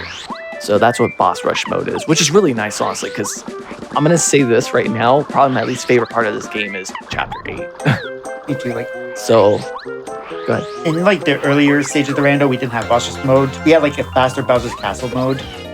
Where, like, it was just generally like the bigger rooms that meant more, but it was still like slow. You still have to do like tricks, like certain Chapter 8 tricks, just to do it fast. And which weren't kind of allowed in race settings because they were kind of difficult. So you had to just take the cannon fights. And at that point, it just like... Bowser's Castle means nothing because you're always in go mode. You're just kind of waiting. But the boss rush just pretty much add all the exciting moments of Chapter 8. Just puts it...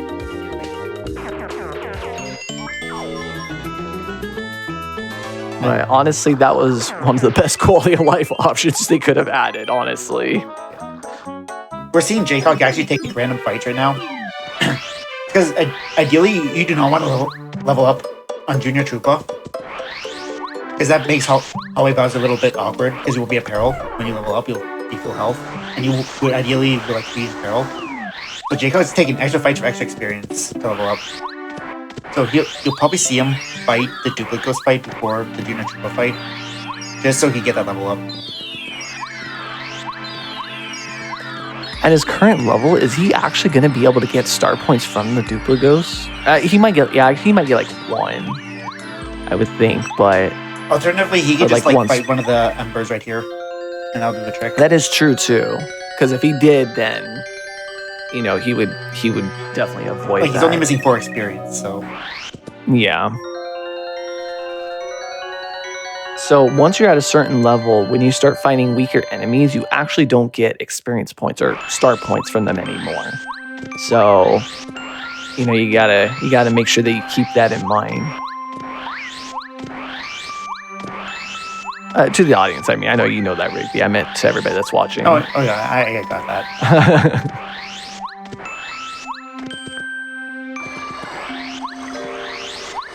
So here comes Phantom doing the bridge check. So there's like a very certain way that you have to do it. And what happens is Carry brings you all the way up. And you go over that and you just go straight through the door. Which ends up saving, I think it's what, like 20 seconds? I don't remember exactly how much it is.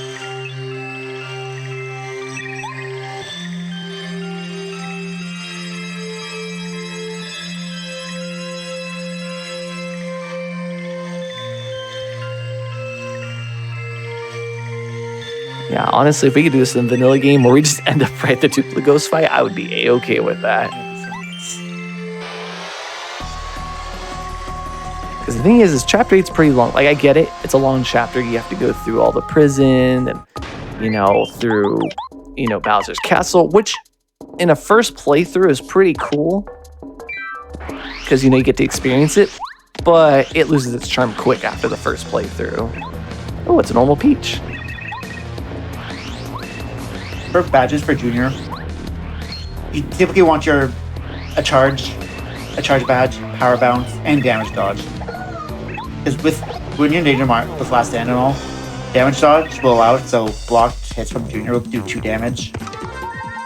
So that gives you 2 turns of charge, and while you're in peril, you pretty much go for a 5 cap, I think will kill. Like 5 cap plus shell shot will probably kill. And with Dodge Master on, that's pretty likely to happen.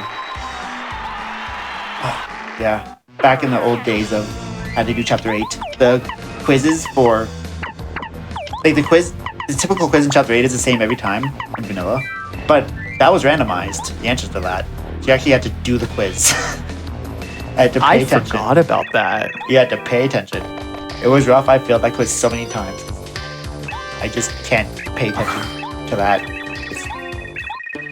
It's too hard. I completely forgot about that, to be honest. Yeah, that was like back in, before it was changing like April or May or something like that. I locked that in like the depths of my brain, hoping to never use that information ever again.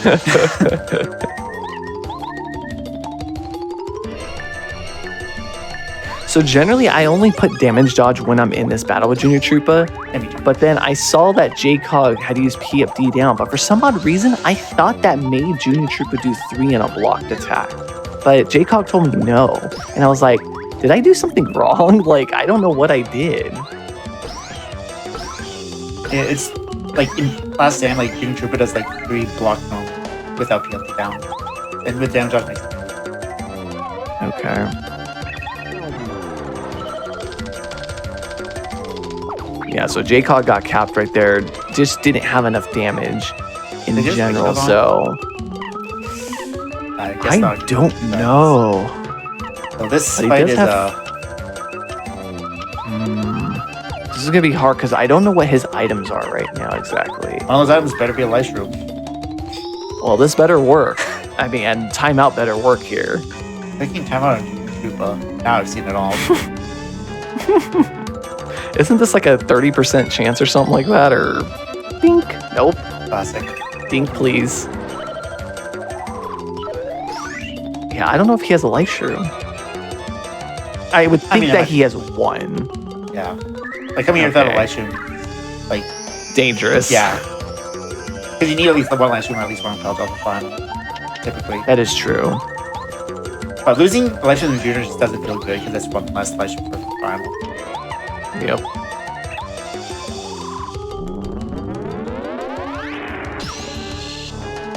Unblocking that put it back in peril. Yeah. You can tell JCog was a little bit upset that he blocked that attack.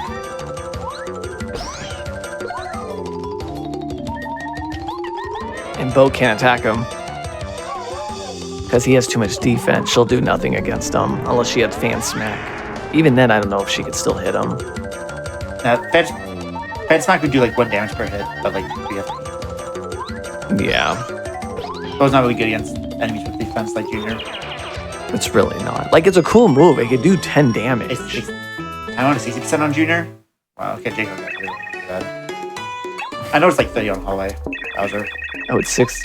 You know what? I'm thinking of the Hallway Bowser. Yeah, that's 30% for timeout. I don't click timeout, except for maybe Crystal King. So I don't know what timeout it is. 7 to 12.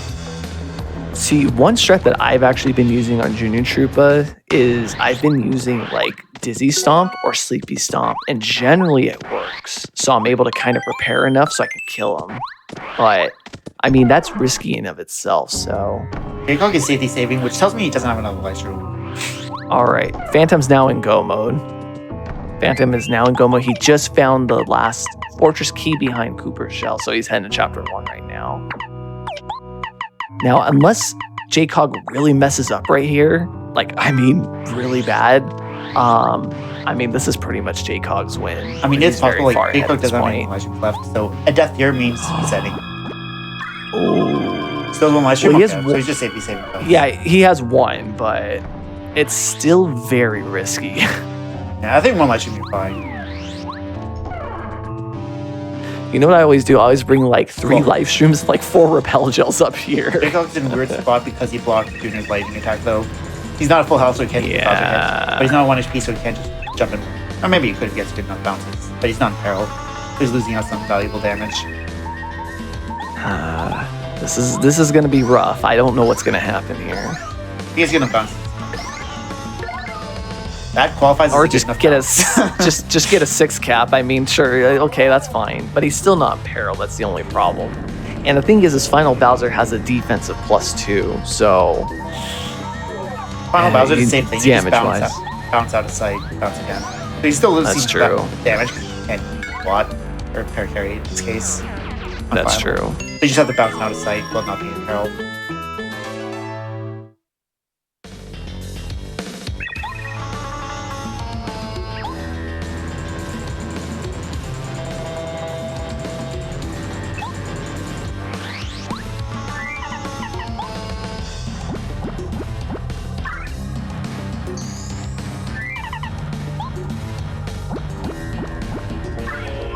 But I mean, honestly, even though JCog is entering into Final Bowser here, and you know, Phantom is just getting the chapter 1 boss. Like, honestly, this has been a really good race today. It was an exciting one. I know that their paths kind of strayed a little bit and, you know, went a little bit different ways, but that kind of makes the beauty of this randomizer. It's just there's so much to kind of think about and decide where to go. Like, especially when everything opened at the end there, it's like, okay, well, what do I do next? You know? And so, I mean, honestly, like, these two are really, really good racers. They're really good Paper Mario players. So it's very nice to see them, you know, go about this and being able to race and kind of show off all this today. Like, honestly, I hope everybody in chat, you know, everybody who's watching gives them a round of applause when they both finish. Like, they both did very well today.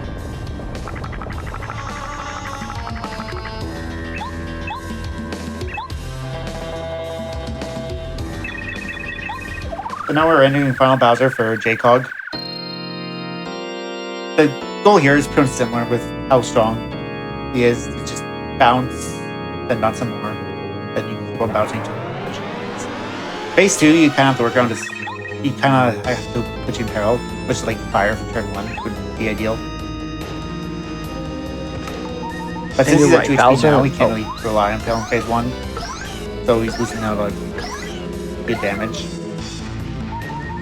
And you're right, Bowser in the Hall only has a defense of 1, but Final Bowser has 2. Yeah, That's Final what I was Bowser's saying. 2 always.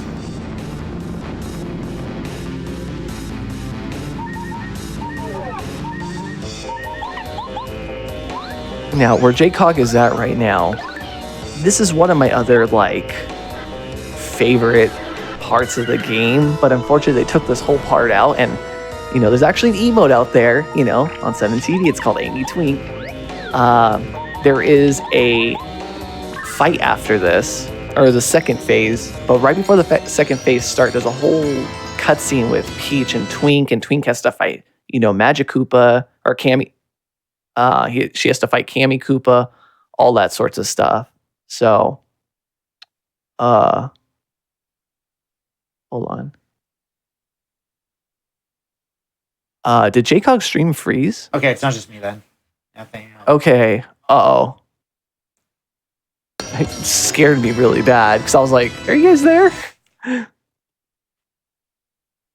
Uh-oh. Ruh-roh. Right at Phase 2. That's really unfortunate. I know. Let me see. Right at the end, too.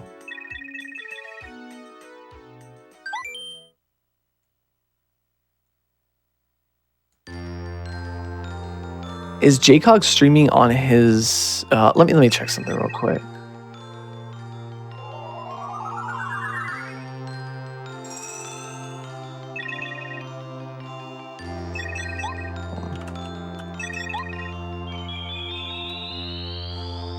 Oh no, he's out. Oh no. Oh no, not Yeah, he's. Oh no. Oops. right at front of Bowser too.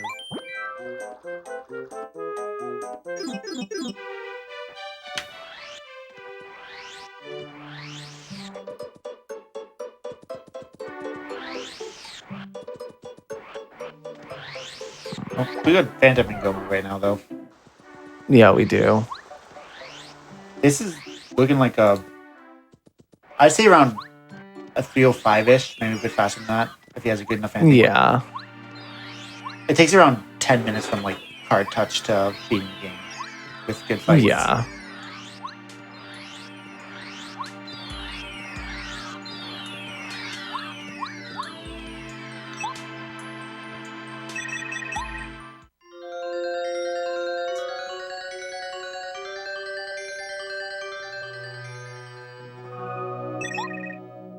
But I mean, knowing how Phantom, takes care of these fights, he'll be perfectly fine, honestly.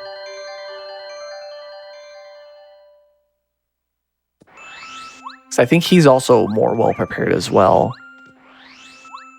Yeah, I don't know what happened with like JCog's fight to like end up in that situation he did. Because the thing with just using like pair carry or like watch for like chip damage was fine. You didn't really need to go out. Because if you're using bow, you're losing on value damage on Junior, and you kind of need that damage plus your charges to one turn him like that. It was honestly probably just a miscalculation, honestly. Yeah, it's possible. Especially since Junior Troopa uses Thunder move, right? Yeah. He doesn't usually use that. Yeah, he always uses his magic, which is much different. So I was kind of surprised that he uses Thunder, because that's a lot less of a chance that he would use that move. I think on blocking either or put him in peril as well. So blocking Thunder really hurt as well.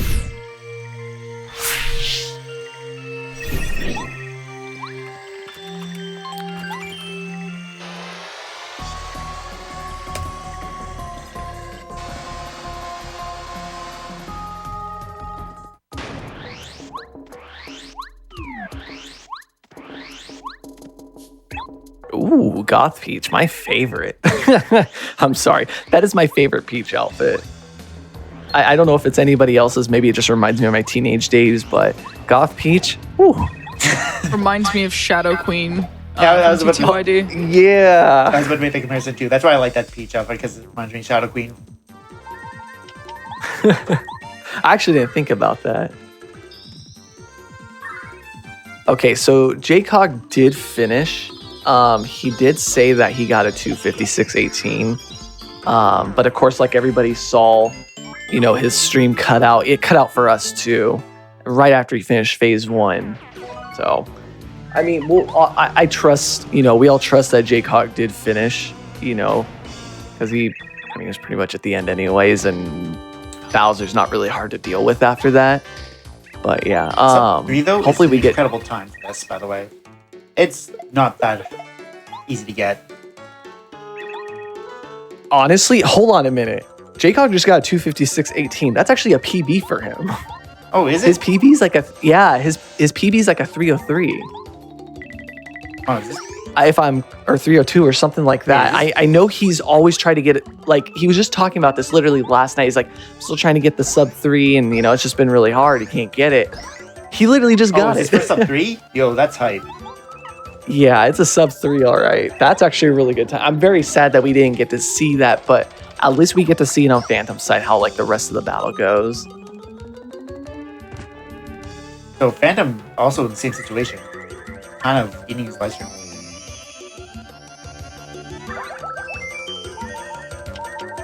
But this ending's going to play out different because Phantom's leveling up here for Junior. So whether he blocks his attack or not, he doesn't peril. Yeah, it doesn't really matter. But he's going to heal back to full anyways from the level up.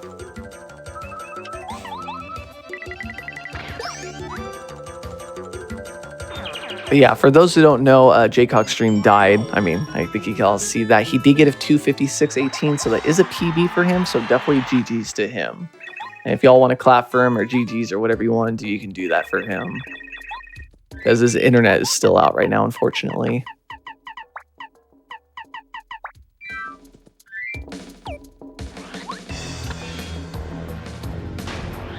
So yeah, we're just wrapping this up on Phantom's side. We're going to see him go through Hallway Bowser and through Final Bowser. But yeah, I mean, this is honestly, like I said before, try the Paper Mario Randomizer, everybody. It's fun. And if you love Paper Mario, play it. Honestly, I can't say anything more about it. Just play it. It's awesome. Yeah. Hallway Bowser fight when you're at full HP will be like slightly different. The same thing like you saw JCog do, just bounce. But since you have full HP, you will not need to out of sight. So Paracarry will be able to attack for extra damage. Plus, if Phantom gets fire attack from Bowser and unblocks it, that will actually put him in peril for phase 1 for final, which is more damage output. And then if he gets like high caps, oh man, he could have Bowser in like 30 HP by the time second phase comes on. That's always nice to see. So let's see if he can get the peril right now. Oh, he gets it blocked.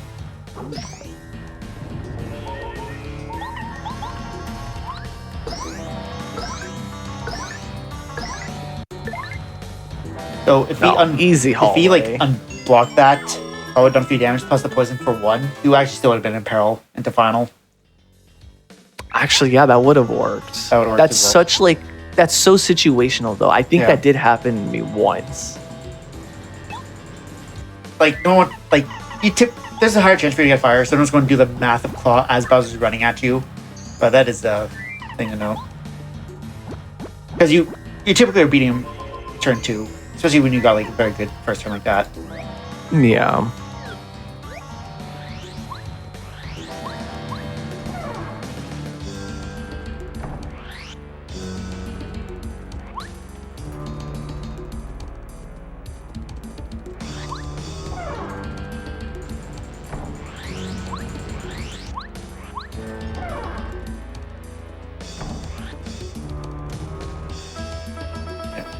I think Phantom's in a good spot. Phantom's like kind of dropped on my streams.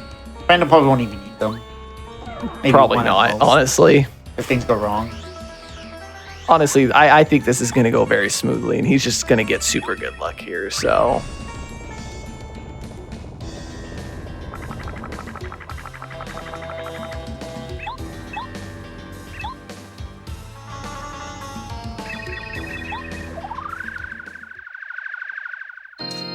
So this fight will be I very have- similar Yeah. Oh, to JCog's. go ahead. Bounce some more.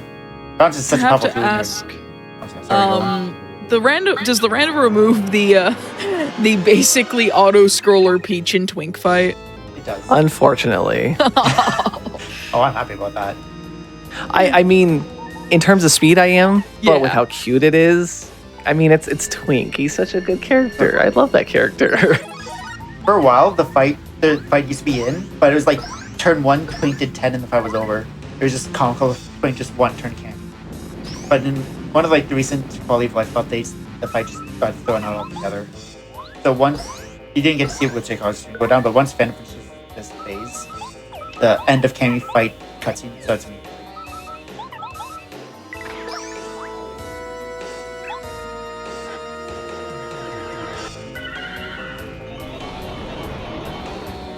But yeah, so in this fight, yeah, you gotta use Star Beam, and it doesn't work. You're like, all the stars get hit away, and then like, oh no, what do we do? And then you're supposed to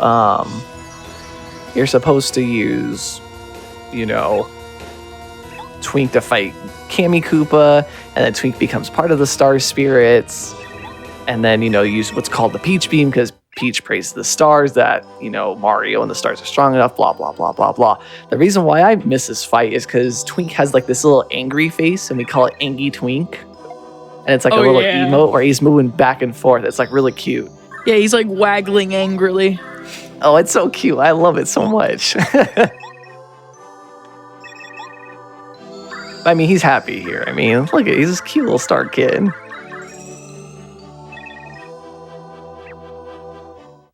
But yeah, so this is the second phase of the fight.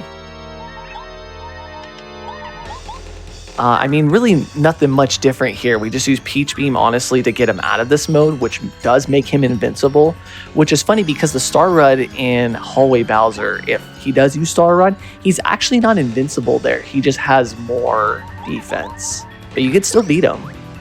But when he actually uses a star rod here, he's invincible. You can't do anything about it. So you have to use Peach Beam. You saw Bowser give Phantom like a fire turn 1, and blocking that puts him in peril. So, yeah, he has quick change. He's going to quick change and out aside from both. Yeah, it's over. No need Phantom's to done. and Bowser's at 17 HP. Like, Now, another thing 3 to cap note wars, here. 3 cap kills. Yeah, he'll be fine. He's going to be fine. Unless he misses So, like an action in 2 command, he's turns, going to be Bowser just fine. dies. See, this is how easy the final battle can go, but you have the right setup for it. But GG, Phantom. GG. You did Everyone it, dude. get your GGs out. GG's. That is a major GG. 30609. I like that number. 369. No, There's, GG's a very to low both 3-6, racers. so that's a anything sub 310 is like really solid. And since Phantom Oh, pretty much like yeah. full cleared, that's like really good for just full clearing the game. That is extremely well, actually. That you're right. That was a full clear.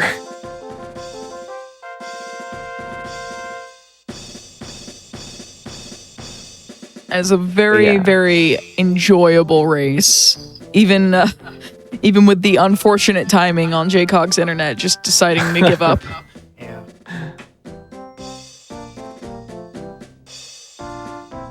But I think Phantom can hear us now. How are you feeling, Phantom? I don't know where that third Tupper key came from, but apparently I had it. That was Oh. definitely. That was why I went to chapter 1 instead of 3. Yeah. I think the Tubber keys were Beach, Forever Forest, and Ice Palace. Like I know JCog had those 2 keys for like a long time, so it's Yeah, I definitely don't- a key you missed. I probably didn't mark the one on the beach because there was a lot of stuff there. That's understandable. Yeah. The seed was actually really good. And I wish I had played it like it was good. But that's about all. I mean, you still played it really, really well, Phantom. I thought you Oh, did. yeah. My only regret is full clearing the entire thing, but the only 2 checks I didn't do were the 2 at the top of Chapter 1 Fortress. But it happens.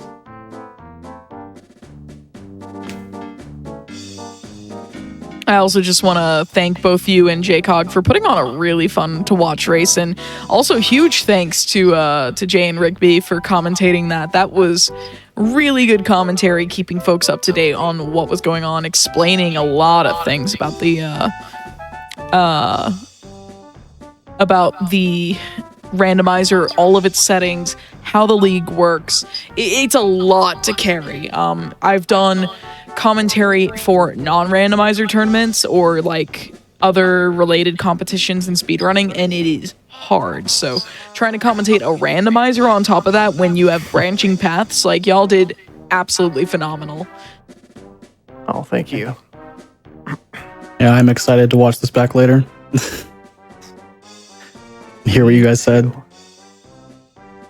Also, I just want to shout out, if you haven't followed either the commentary or our runners, especially Phantom and JCog, definitely go check them out. I'm going to link their streams in the chat. Go follow them. They are awesome. Shout outs to poor JCog with the internet outage.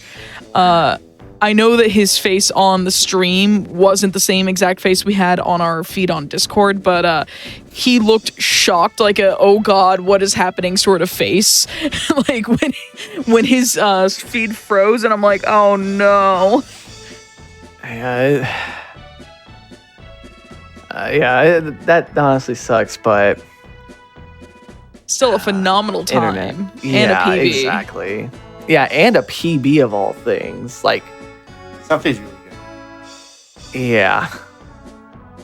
And also, finally, if y'all want to check out the Paper Mario 64 randomizer and check out the community in the and the league, their weekly races and everything, go check out the website. There is a link to the community Discord right in the top right as soon as you hit the homepage. And you can also check out the randomizer itself. They have a preset for seed settings for the races, for beginners, all sorts of other settings. And Phantom also programmed the tracker. It is very beginner friendly. Go take a look at that as well if you want to get into this. And do y'all have a channel where other league matches are being streamed or anything? Is that a no? League matches we aren't really streamed. People just like schedule races and do whatever. However, there is a channel called Pape Races where every couple of weeks there will be a race streamed, and just like a weekly race. Anyone can just join if they want. Race settings, same settings you watched, and those are restreamed every couple of weeks. Yeah, Next of which should be every other Sunday. 5 p.m. Eastern. Yep. Awesome. And speaking of things that start at various times at Eastern, just so y'all know, if you don't know, if you haven't seen our Hotfix content regularly, you should check us out. We stream weeknights starting at 7 p.m. Eastern and weekends at 1 p.m. Eastern. Did I say that right? It's 1 p.m. Eastern, right? It's not 12 noon. Yes, it's 1 p.m. Eastern. So weeknights at 7 p.m. Eastern, 1 p.m. Eastern on weekends. And we have tons of different shows, tons of different content. If you run something, maybe you do Paper Mario Randomizer but glitched, maybe you do bingo, maybe you do TASes, or maybe you just like to grind runs of, your favorite speed game. Submit your runs over to Passion Project. If I go ahead and if I know how to type, I can't type my own. I keep trying to type PADDION, Paddin. Hey. Oh, JCog has rejoined Thank you. us. I love Welcome back, JCog. They're great.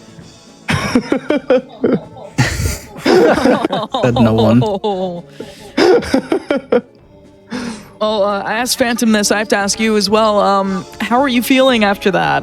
Internet outage aside. Yeah, other than that, I definitely made some silly mistakes throughout, but I felt like my routing was really good. And I made a lot of really good decisions. So I was honestly feeling pretty good. I felt like if I was going to be beaten, it was going to be because of just better execution. Because, my routing was I think you're good. running. And that was a PB. Oh, yeah. I guess Jake, go first. Oh, I was just say that was a PB, correct? It is a PB, although And I you guess were- I wasn't local recording, so I guess I don't have, technically don't have proof, but I mean, almost 2,000 people just watched that, so we definitely have proof there. Well, you have proof that I made it to phase 2, I guess. That's good enough. I mean, you got the game on right now? No, I'm kidding. I mean, I do, but my I'm sorry. Go ahead, Rigby. I was saying that your routing was really good. I think what really slowed you down was just your fights overall. Your fights especially say Junior and Hallway wasn't. Hallway was fine, but Junior especially, where losing the live stream was not ideal. Yeah. I mean, I do, Chapter but 4 as well. my credit. I guess taking a slower by not being danger by the time you complete chapter 4, the general guy was also kind of slower. But I mean, Yeah. you weren't in danger. There's nothing you could do about that without grinding. Yeah. Or taking extra fights. Yeah, you're back. We can hear you. Oh. I found it kind of interesting that you were attacking the bulb. You were attacking the bulb on General Guy. His on his little tank machine thing. You were actually attacking the bulb. I've never really thought of that strategy before.